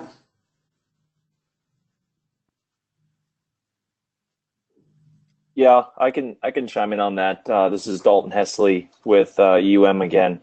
So prior to Irma, we had been using 2 anchors into the sediment, then using a shackle to attach that to a bowline knot, that rope I'd referred to that's through the stem of the tree. And we saw that both the bowline knot sometimes had the rope had just frayed and snapped from all that that wave energy, or that the anchors had snapped. So what we've done since is now when we tie the bowline knot, we actually use rubber tubing to go around that entire bowline, so that you kind of restrict the wear and tear on the knot to reduce fraying, which seems to be helping and was a simple fix. And then now for all of our anchors, when we make the loops that would go into the shackle, we use oh dang, what are they called? I think they're called like a girdle or something, the little metal bracket thing that goes inside the loop. You guys probably know what I'm referring to, but that seems to really limit the amount of wear and tear you get on those as well. So we're hoping that those things in combination with the anchors deeper in the sediment really reduces the amount, or at least the shelf life of our overall attachment. Hey, Caitlin, one more quick thing that we struggle with for China. If you guys are going to start using metal shackles and swivels and whatnot, just be careful that you're not using different types of metals, because you can actually cause for the metal to wear out a lot faster if they're not, the same, all the same.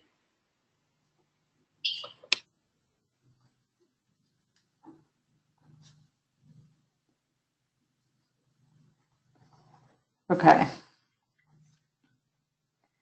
And then another question that was asked during your talk, Kemit, was how deep were your coral nurseries in the deeper sites?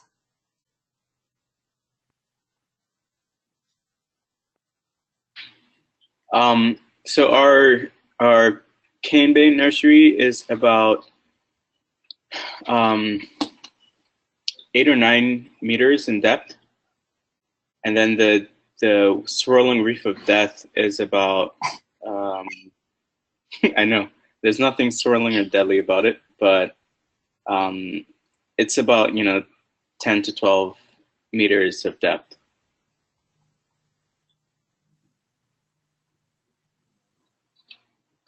Okay.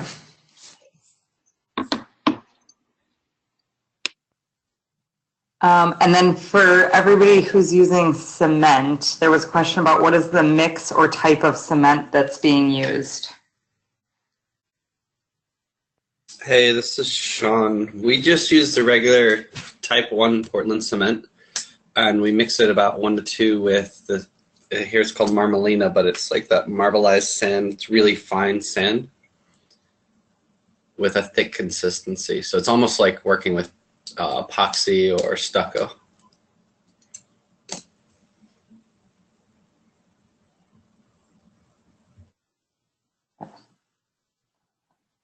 Anyone else have anything to add to that?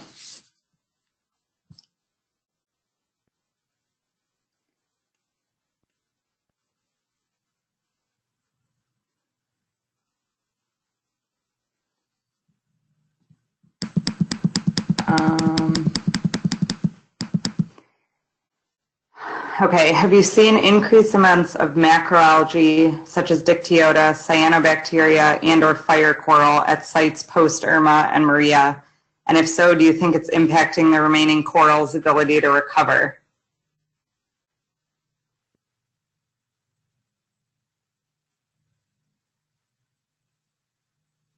I can chime in there. Yeah, this is Jess with Coral Restoration Foundation.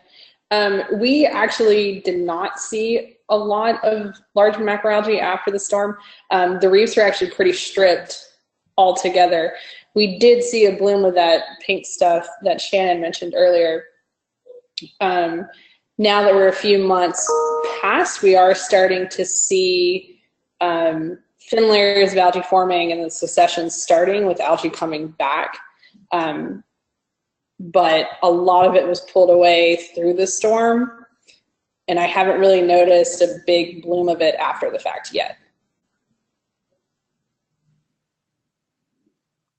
We'd seen that pink algae as well down here in Puerto Rico, and then some cyanobacterial blooms.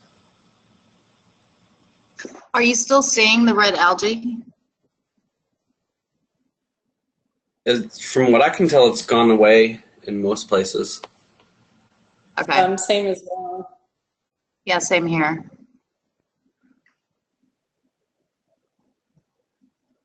We've seen the same thing in the Middle Keys.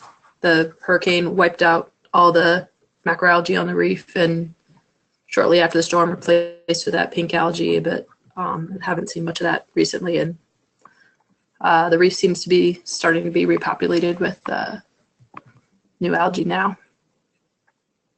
No change in fire coral though.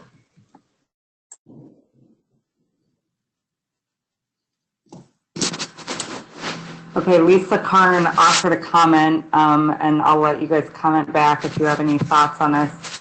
She said, ages ago, we decided to only outplant December through May, not only because of higher sea temperatures and the related stress, but so that outplants have some time to grow onto their reefs over whatever substrate, epoxy or cement is used.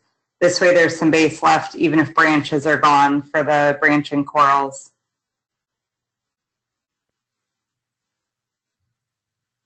I think most programs tend to avoid the warmer summer months. Is that true?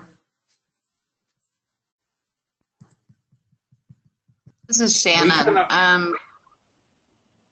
Sorry. One of the reasons we do it during the summer is that's pretty much the only time that I can get volunteers, just because it's usually the crewed yachts that help, and during the summer they're not doing anything, so they have a lot of free time.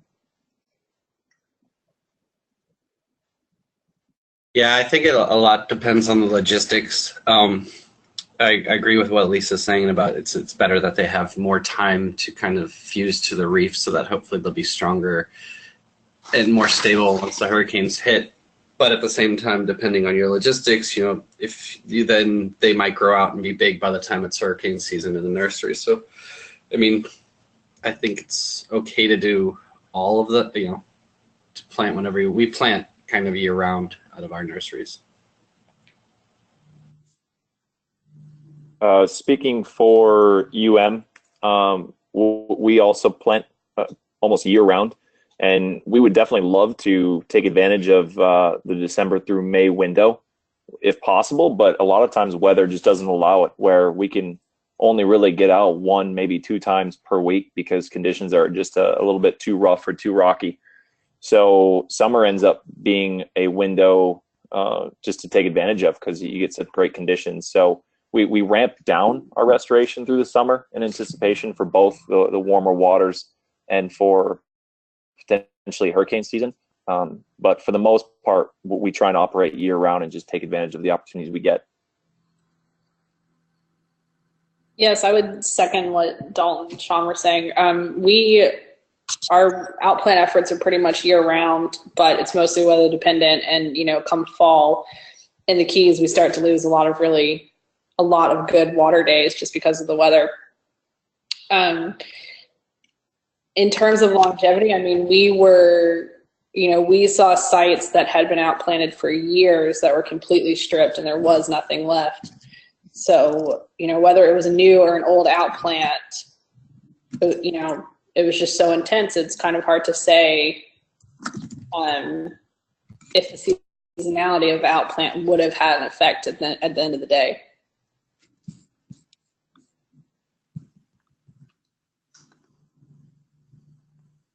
Have you guys noticed any recovery, including lesion recovery, new Aprils, or new growth of damaged outplants?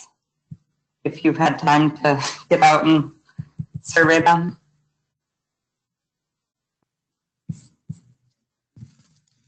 It's Jessica of Coral Restoration again.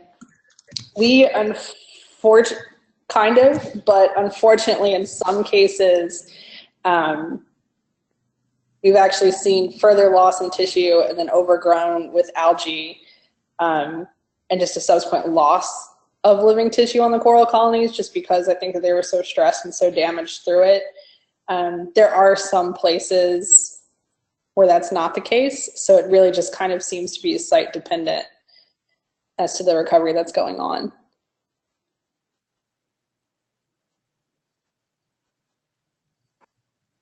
This is Kerry with FWC.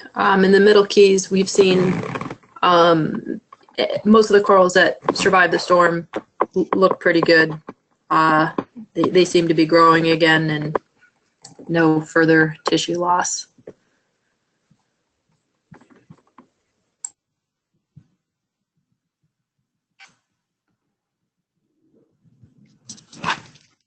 Same here. It's for the corals that were at least in the nursery and then just the natural reef that have fragmented. We're seeing a lot of recovery and regrowth, I guess. Not sure about the outplants. I haven't seen them in a while. We have kind of scheduled to kind of do more thorough monitoring of all the outplants coming up in the next few months. Okay, Sean, here's another one for you. Do you think the soft sediment may have come from movement of the dredge-related sediments left in the area from the previous port expansion project?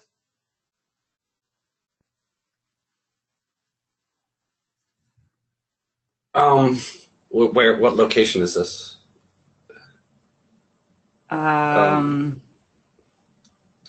We saw the burial in West Key, St. Thomas. I'm not sure. Let's see if they update.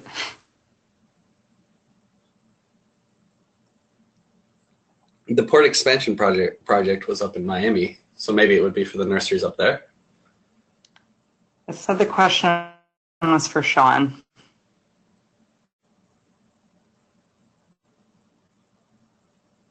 Kelly, if you're still on, can you clarify? We'll go to the next one, and then we'll come back to that if we get some clarification. Caitlin, this is Tom. I'll just jump in and say that I think we saw soft sediments throughout the Florida Keys reefs as well. So it seemed like, expansion of soft sediments onto the reef was a common situation throughout the whole region from the storm. And I've heard a variety of theories where those may have come from, whether they be deep water or whether they may have been from Florida Bay or elsewhere. Okay, thanks. Yeah, we just had a comment too that I've seen very fine silt at nearly all the lower Keys sites that I've dove since the storm. Okay, so the next question is, what if the anchor lines was a short length of really large bungee rope, which would act as a shock absorber for any wave activity, be it storm or some other course, like a cruise ship passing over the site? Has anybody, I guess, thought about that or tested out anything other than pretty standard line?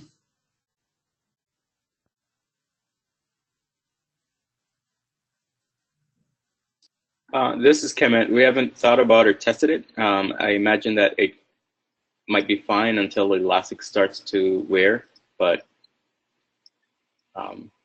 yeah, those are my only thoughts on that.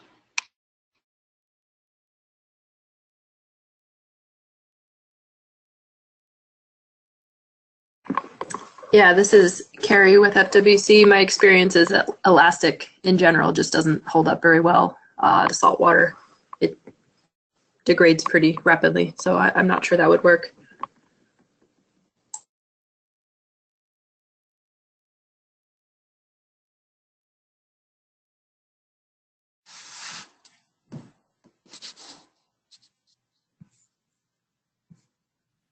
Let's see. Is there an option to outplant deeper? There's a program in the Cayman Islands that's focusing on sites between 40 to 60 feet. And they're seeing about 80% survival after 9 months.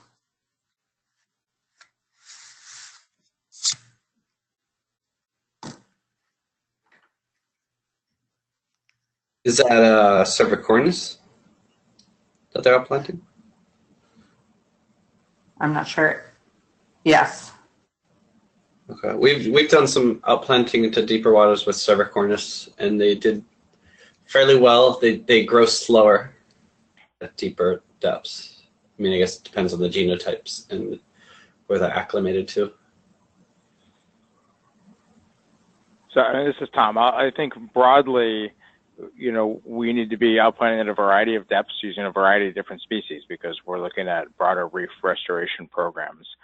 I do think, as Sean and others have mentioned earlier, a big part of this is shifting our portfolio to be more of the massive corals and more palmata and less cervicornis, and using cervicornis, you know, more in conjunction with those other species where it can get caught up on themselves. But the reality is if we shift to more palmata, that means working in shallower environments. So it means we need to do a smarter job about how those get secured to the reef, make sure we've got good attachment mechanisms, and as some of us are talking about, really try to rethink what we're using for epoxy or cement or things like that to try to, because by getting a better epoxy or cement into the mix as well, it also speed up the restoration.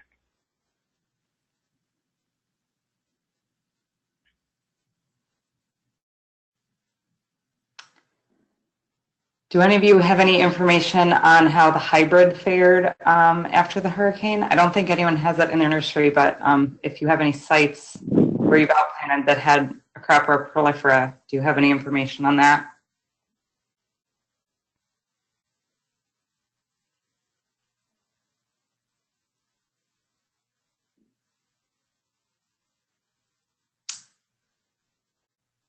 No. We have a little bit. We have a little bit of prolifera, but not enough to really speak to it. I mean, some did okay in the one nursery, and then in the other one, it didn't do so well. But it was a really brittle genotype. I'm sure Andrew Ross would have plenty of information on the prolifera.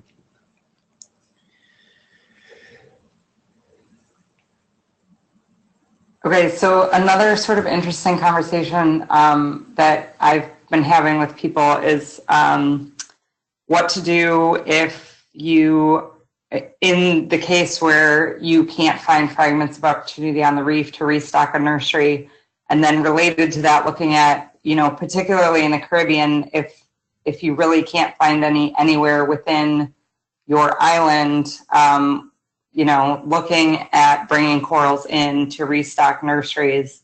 And I know we've, you know, the lower Keys, they're having a hard time finding corals, but here in Florida, we can move them between regions. So I guess it's maybe a bigger concern throughout the Caribbean, but I just wanted to see if any of you could speak to that at all. A lot of, well, especially the acroporids are protected under CITES. So trying to get the permits between, say, the USVI and BVI would be fairly difficult. It's possible, but it just kind of adds to all the other difficulties. Yeah, I think, and I think beyond that, one of the issues that we've had in the past is, and even thinking about moving corals between St. Croix and St. Thomas, which are both U.S. Virgin Islands, is the perception that you might be transferring more than just corals. whether it's disease or whatever else would be transferred. And I know that that's one of the things that we've struggled with the permitting agency here, that has made it impossible for us to move corals just from St. Croix to St. Thomas.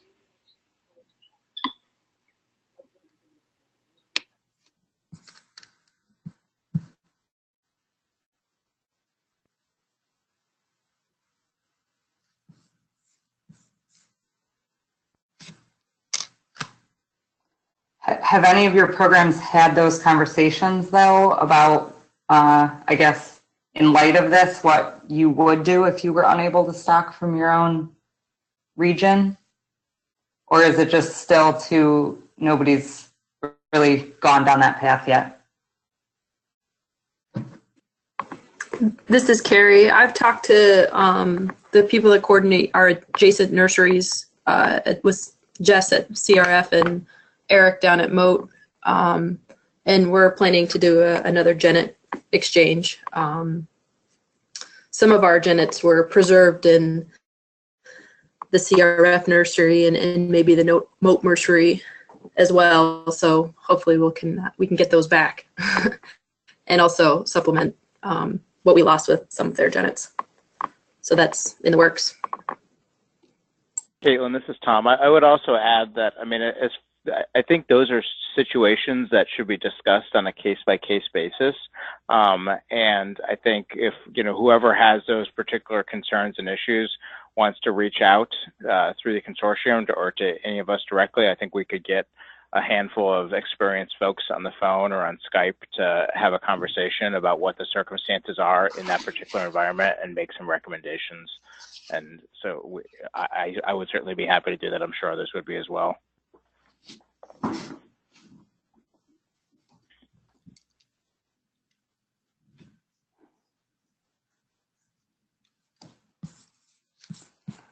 So we're at the end of our questions. Does anyone else have any questions that they want answered, or does anyone who's on the phone have anything that they'd like to add? We're happy to unmute people if you'd like to add maybe some of your experience or questions or comments.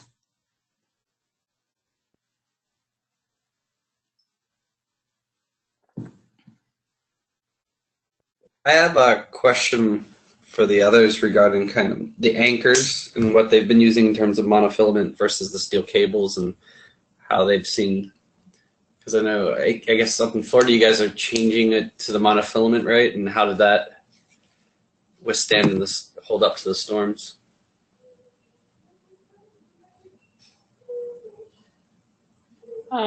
This is Jess with Coral Restoration Foundation.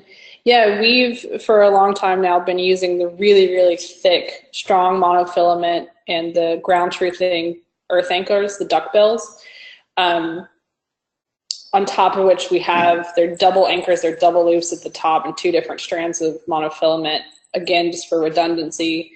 The loops themselves have plastic tubing over them to help with fraying between the lines.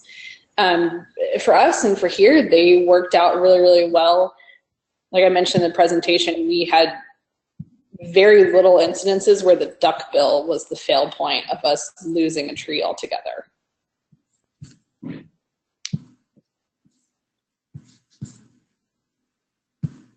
This is Dalton with University of Miami. We use a very similar system to what Jess just described, and I was actually unfamiliar with steel cables as an option for anchors. I thought monofilament, the very thick, high-grade monofilament was the primary mode of attachment.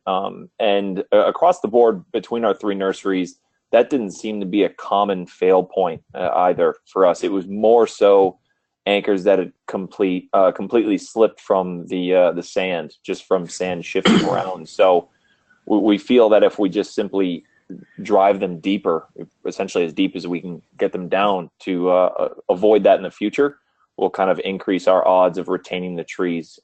We did see an anchor break here or there, but the life, the age of our anchors, I guess I should say, definitely varies, but in within one nursery, so I can't say for certain, you know, if the anchor that snapped was 2 years old at that point already and it kind of reached the end of its expectancy. So, and then thimble was the word. Stephanie let me know that thimble is the word that I wanted for what we put inside of our monofilament loops that helps limit the amount of wear.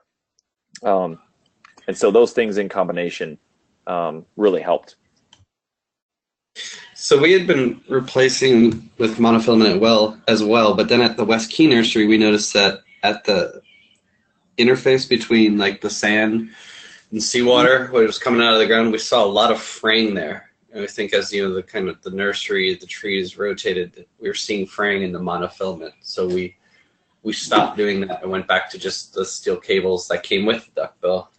Yeah, so Sean, I should have mentioned this earlier. We, on our original design for the duckbills, we had just straight monofilament going through the sand, and that's what was pounded in. In our more recent versions of them in the past 2 years, we actually are also putting plastic tubing around the monofilament itself so that there's a barrier between, you know, when you're driving the monofilament into the sand and that line of the sand, because you're absolutely right. We've seen it fray and cut there as the trees move back and forth. But we modified them to actually put a plastic tubing around that area, and that seems to have helped a lot in terms of a duckbill failing at that point.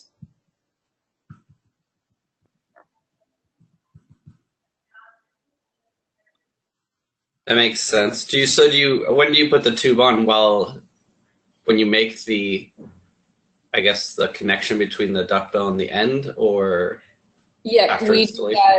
Yeah, when we're assembling the duckbills, we slide the tube on to the monofilament, then form the loops, and on the loops is another set of tubes, and then the whole thing is driven into the ground. Okay. We'll look into that.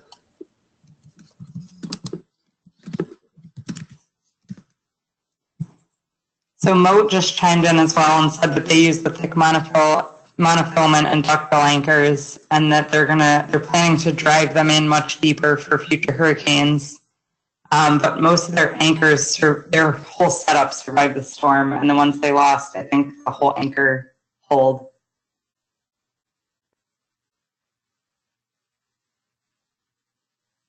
I don't remember, did anyone say that they had two anchors before the storm, or is that something that people have installed after the storm? And if they were before the storm, did any of those pull that had two anchors, or we actually have two anchors on ours in our nursery in Dry Tortugas, and I'm just wondering if that actually helped in any case.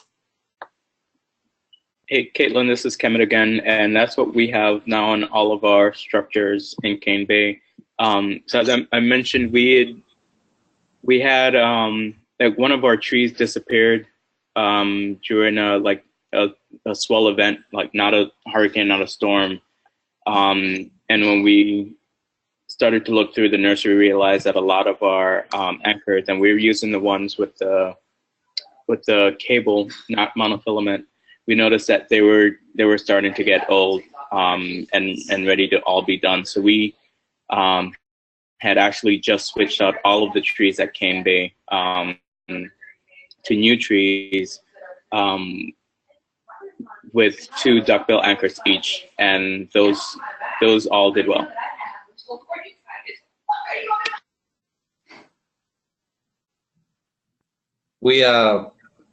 We always have two anchors as well, or try to put in two anchors on all of the trees.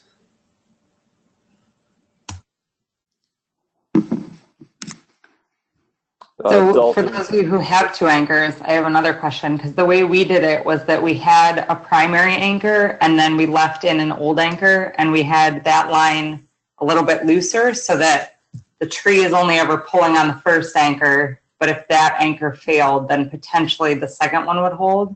Is that how you guys designed it, or do you have them sort of pulling in two different directions? That's how we do it down here. Dalton at UM, we've always used 2 anchors as far back as I can remember, and with the duckbills and the high grade monofilament, and we actually deploy them to the same depth, so they come out of the sand at about a 45-degree angle, and we try and go perpendicular to wave action actually, so that they're kind of equally taking on weight and strain for just additional support rather than redundancy. Whereas one's not there as a fail-safe, they're both there to kind of hopefully take on that that day-to-day beating. And so again, with those both being in the sediment, that's why I don't think we saw as much breakage, because it's 2 of them taking that force rather than one. So when we did see trees lost completely, it was primarily from them being completely pulled from the sand.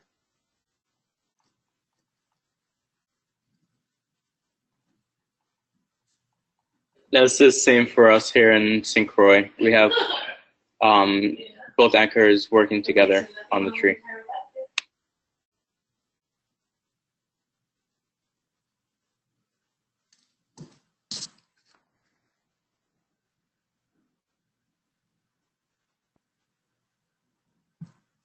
Okay, I think we have a question here about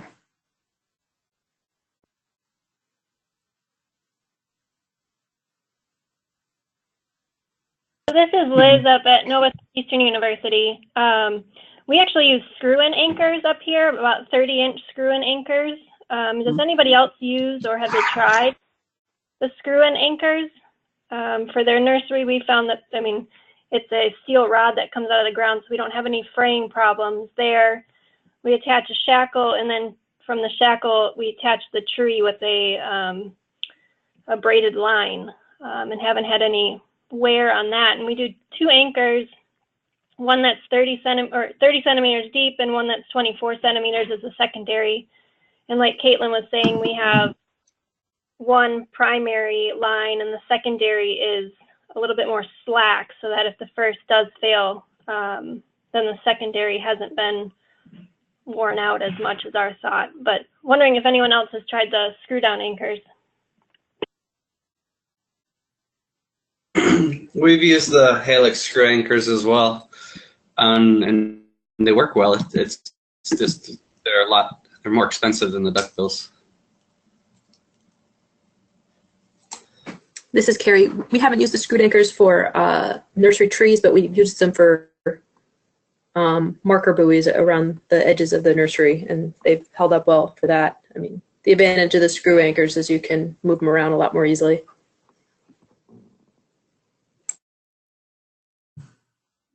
Sean, what's the cost of one of your anchors?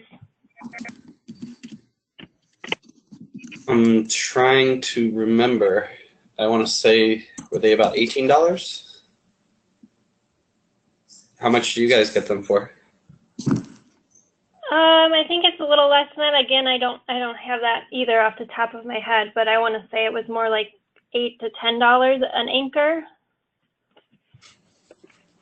Because I know we also have the other ones that are they look like giant screws, but we don't use those for sand. We use those for rubble areas. Then they're even more expensive. They're like $28 an anchor, which drives the cost up. But I don't recall exactly what the Helix screws were. Yeah, they can get pretty expensive.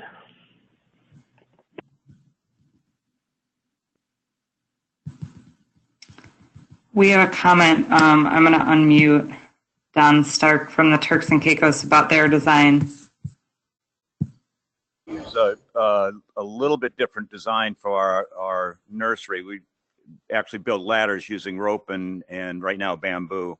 But we attach them to the seafloor with a 4-foot Helix Junior screw anchor. So it's in at least 3.5 feet. And then we use a shackle between the pin or use a swivel between the pin and the ladder, and then shackle that to the pin itself, so that the ladder can spin. And when the hurricanes went through here, we had almost no damage. We lost almost no corals, and I think a lot of it had to do with the ability of the ladders to spin around. But those sand pins, they last forever. We use them for swim lines and marker buoys, and I've had those in for years in some places. Great, thanks. Just one anchor per ladder, and then it can just spin? Yeah, that's correct.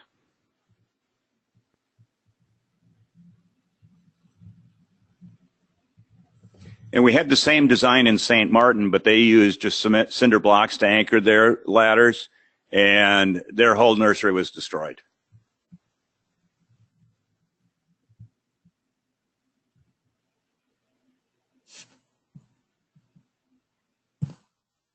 So I know that a lot of nurseries are planning to bring in fragments of opportunity, not just of cervicornis, but of new species. Can you guys talk a little bit about whether you're thinking of changing, I guess, sort of the species profile of your nurseries based on the storm?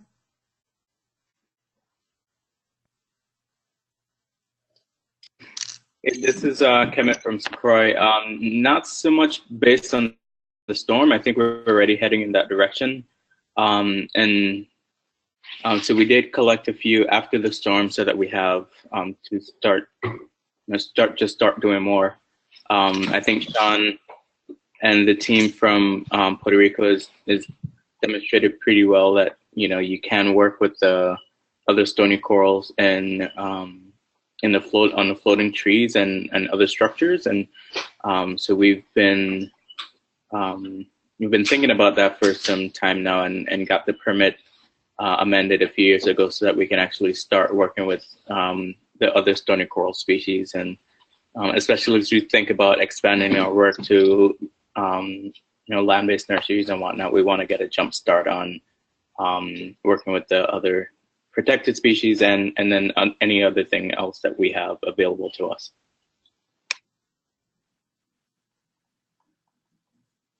This is Shannon from BVI. I think we might actually have to change the species just because I have not been able to find any cervicornis pretty much anywhere.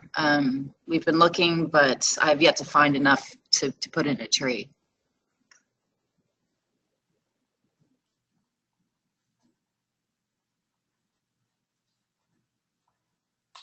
This is Kerry.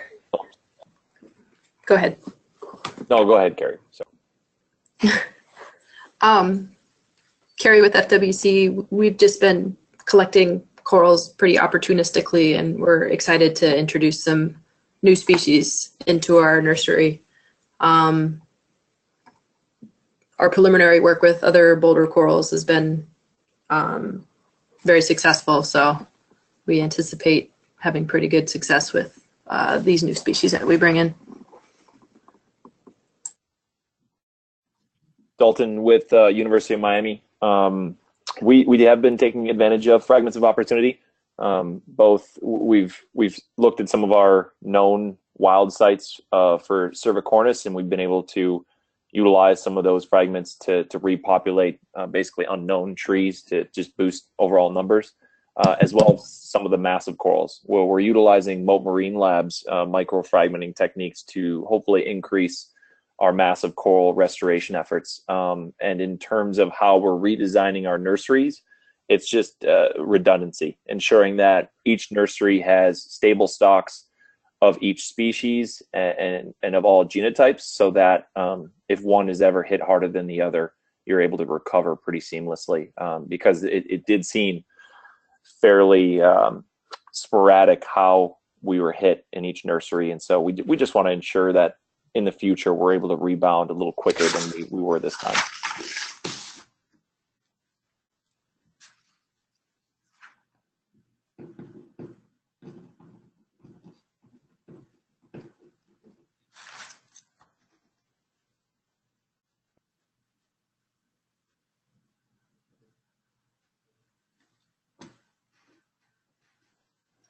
Okay, do we have any other questions on the phone?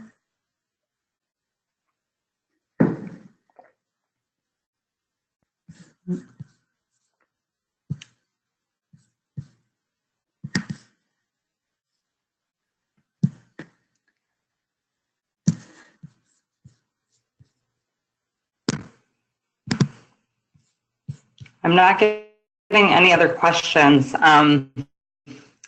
I don't know if any of the panelists have any other questions for each other or for other, for anyone that might be on the phone, if you guys have anything that you would like to address.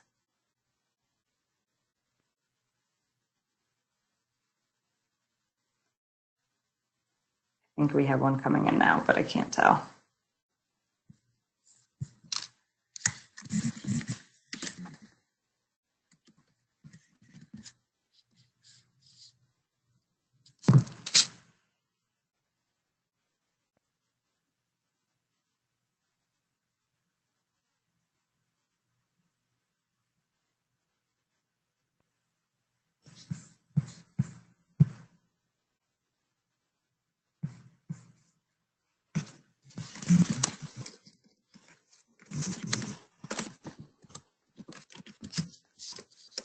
It looks like, this says it's for Kemit, but I think it probably Kemit and or Sean could handle this.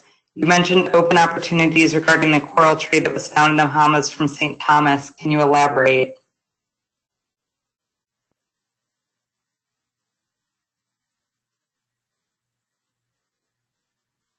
Yeah, I think that was Sean.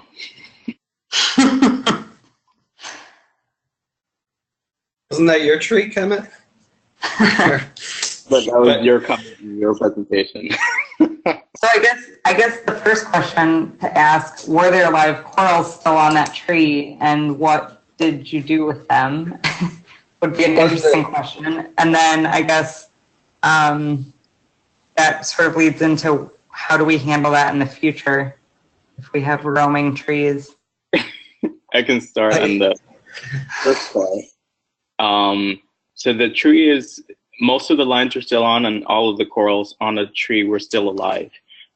There are a couple of nurseries in the Bahamas, and we've had some conversations with our colleagues there about adding that tree into one of the nurseries. Again, it's going to take more conversations between us, our permitting agencies here, before we can make that final call. But interestingly enough, the tree was part of a graduate students research project at the University of Miami. And so there's definitely some connections being made between the university and the contacts that we have in the Bahamas.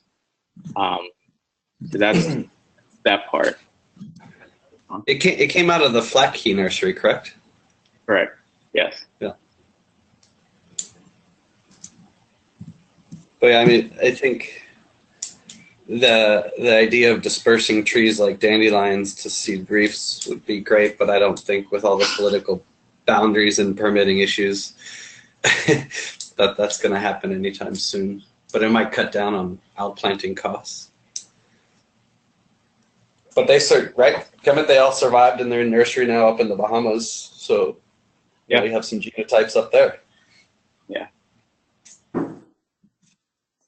And you know, the way the story goes, it's one of the fishers that actually found it and then called. Like the call came in the day that I was in the Bahamas or something else. So that was pretty cool. So Jessica asked, wasn't that a prolifera tree? I do think that most of the corals, if not all, on that tree were prolifera. The university folks have all of the details on that. I think they were tracking different genotypes of maybe different species on that tree. I think Colin has that information, right? I was going to say, if Colin Howell is on the line, he's a student at University of Virgin Islands, and I thought it was his experimental tree. Well, he's the one who asked the question, so let me unmute him. Colin, these are your corals. So before we get too far in that discussion, I think we need to just, you know, part of that conversation about how to manage these needs to be about the genetic structure of the population as well. And there is a break in the genetic structure between the Mona passage with the eastern part of the structure and then the western part of the structure for Acropora. And so obviously this moves those past that. And so I think that needs to be part of the conversation about what to do with these.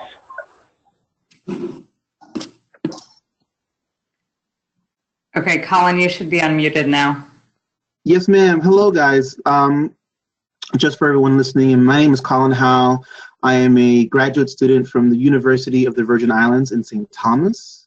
I was fortunate to participate with TNC and the university in organizing a lot of the coral restoration efforts in St. Thomas, which was, I wanted to talk more about this coral tree that ended up in the Bahamas.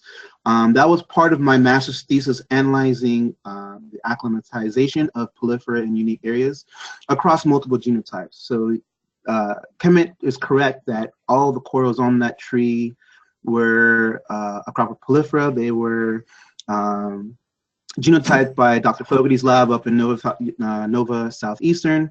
And so we identified multiple genotypes. I think there was about 3 of them on that particular tree. And Kemit, you talked earlier about, the fact that this tree had traveled such a great distance and a lot of the corals were alive, that this has open opportunities for collaboration and, coral reef restoration effort. I'm just trying to curious, and what kind of opportunities do you think we can do? I'm very interested in learning more about how we can incorporate, definitely all 3 acropora taxas, but in this one in particular. So I think the points that I were trying to make were only that they're, and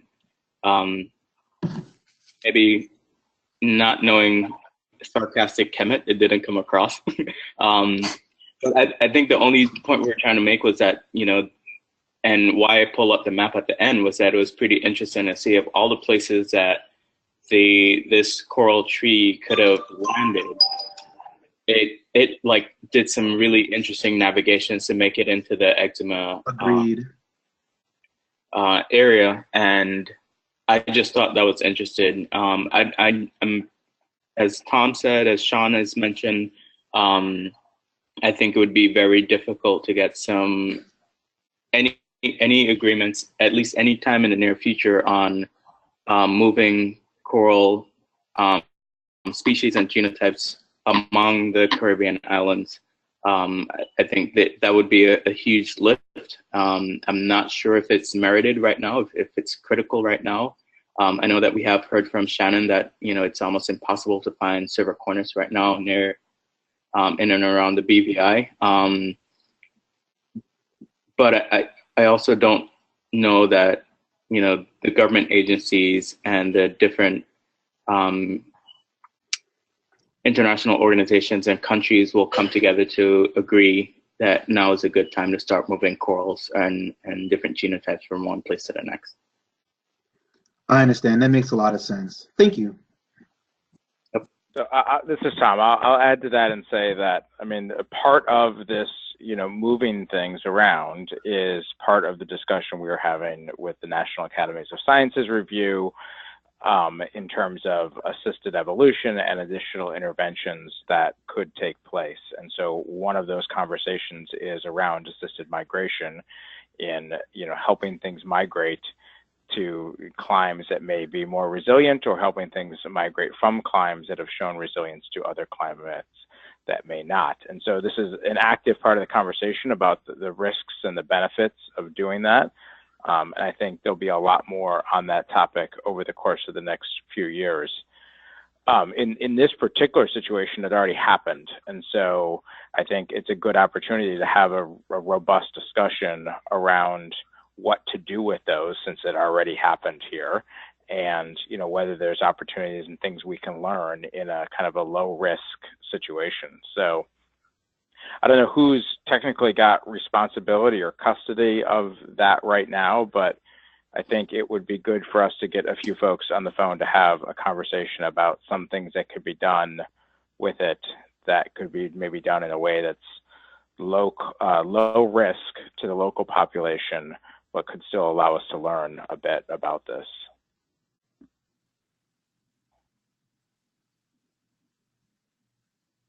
So Tom, I'll follow up you guys and Craig and Marilyn and the folks at UVI to see when we can have a conversation about that. Yeah, that'd be great. Thanks, Kemit. Just, well, actually, no, let's take it offline. Yep, thanks.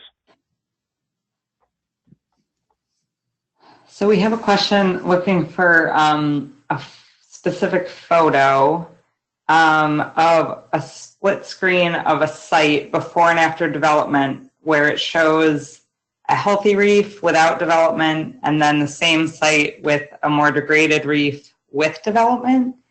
And George is asking if anybody has a picture like that.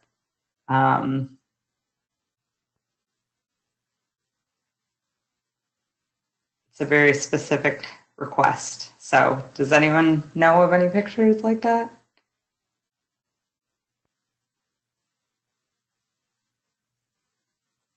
Are they just asking for a time series at restoration sites? No, I think he wants a picture above and below the water of the degradation of corals related to the development of some piece of coastline. Okay.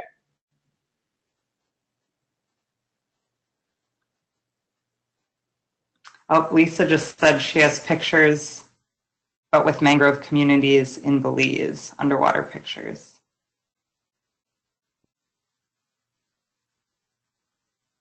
Affected by dredging.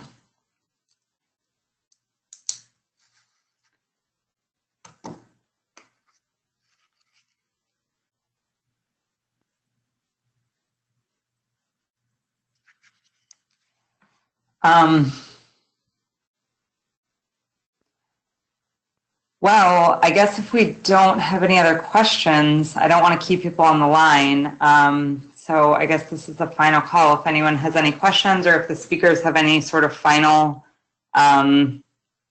discussions, things that you want to leave in people's minds, I'll just open it up to that. And if you have any questions, please type them in now.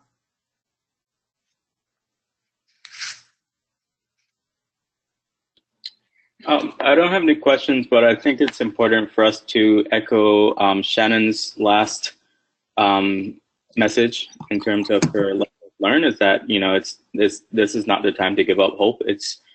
I think what we're learning now is that we some might have gotten a little comfortable in day-to-day operations, and the storms that we saw last year is a reminder that we need to continue to evolve the program, the process, the techniques. We need to continue to learn from each other. So compliments to all of you guys, the organizers that put this webinar together, so that we can share and learn, because that's been from when I started working with the Conservancy back in 2009, that's kind of how we started here, was learning from what Florida and Puerto Rico had been doing to even start what we're doing here. And we're going to continue to learn as we move into the future and start working with other coral colonies or other coral species, et cetera, et cetera. But I think it reinforces the fact that, that this concept was trying to build resilience into our work, whether it's the way that we build the nursery structures, or the places where we choose to outplant corals are going to be very important, and that we should leverage our work and continue to remind the government agencies that issue our permits or that we need support from, that this work is going to have benefits in terms of coastal resilience. And that we should start, and having said that, start thinking more along the lines of those goals, and what we can do a better job at to make sure that the corals that we do outplant, as Sean mentioned, it's the things like the palmadas that are going to serve a very critical coastal service to these small island states that will depend on that into the future. So yeah, I think that's takeaway for me is like, the future should be bright, because although we do have some challenges, there's a lot of opportunities that will arise from these hurricanes, and there's a lot of lesson learned, at least for us, that it wasn't as bad as it could have been. And while it's unfortunate that some other groups have lost their entire nursery or all of their outplants, I think that there are enough positive stories from the presentations that we heard today, where things weren't lost or damaged or destroyed, that we can use that as hope for rebuilding stronger and better into the future.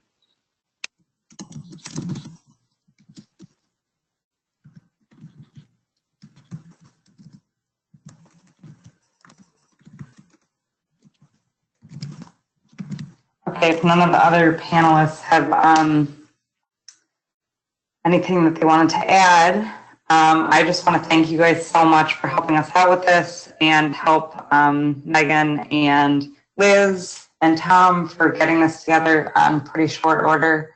I think this was a really important topic, and I don't think we're done with this discussion. But I think it's great to see sort of what our initial reactions are, how we think we can build our programs to be stronger in the future. I would say, as all of us as restoration practitioners, as we develop these new, potentially stronger, sort of the nuts and bolts of the nursery, make sure you're sharing that with people. Let's just sort of keep in touch so that as people are learning things, we can move forward and hopefully not have as detrimental impacts from future storms. And with that, if nobody else has anything, then we'll just sign off a little early.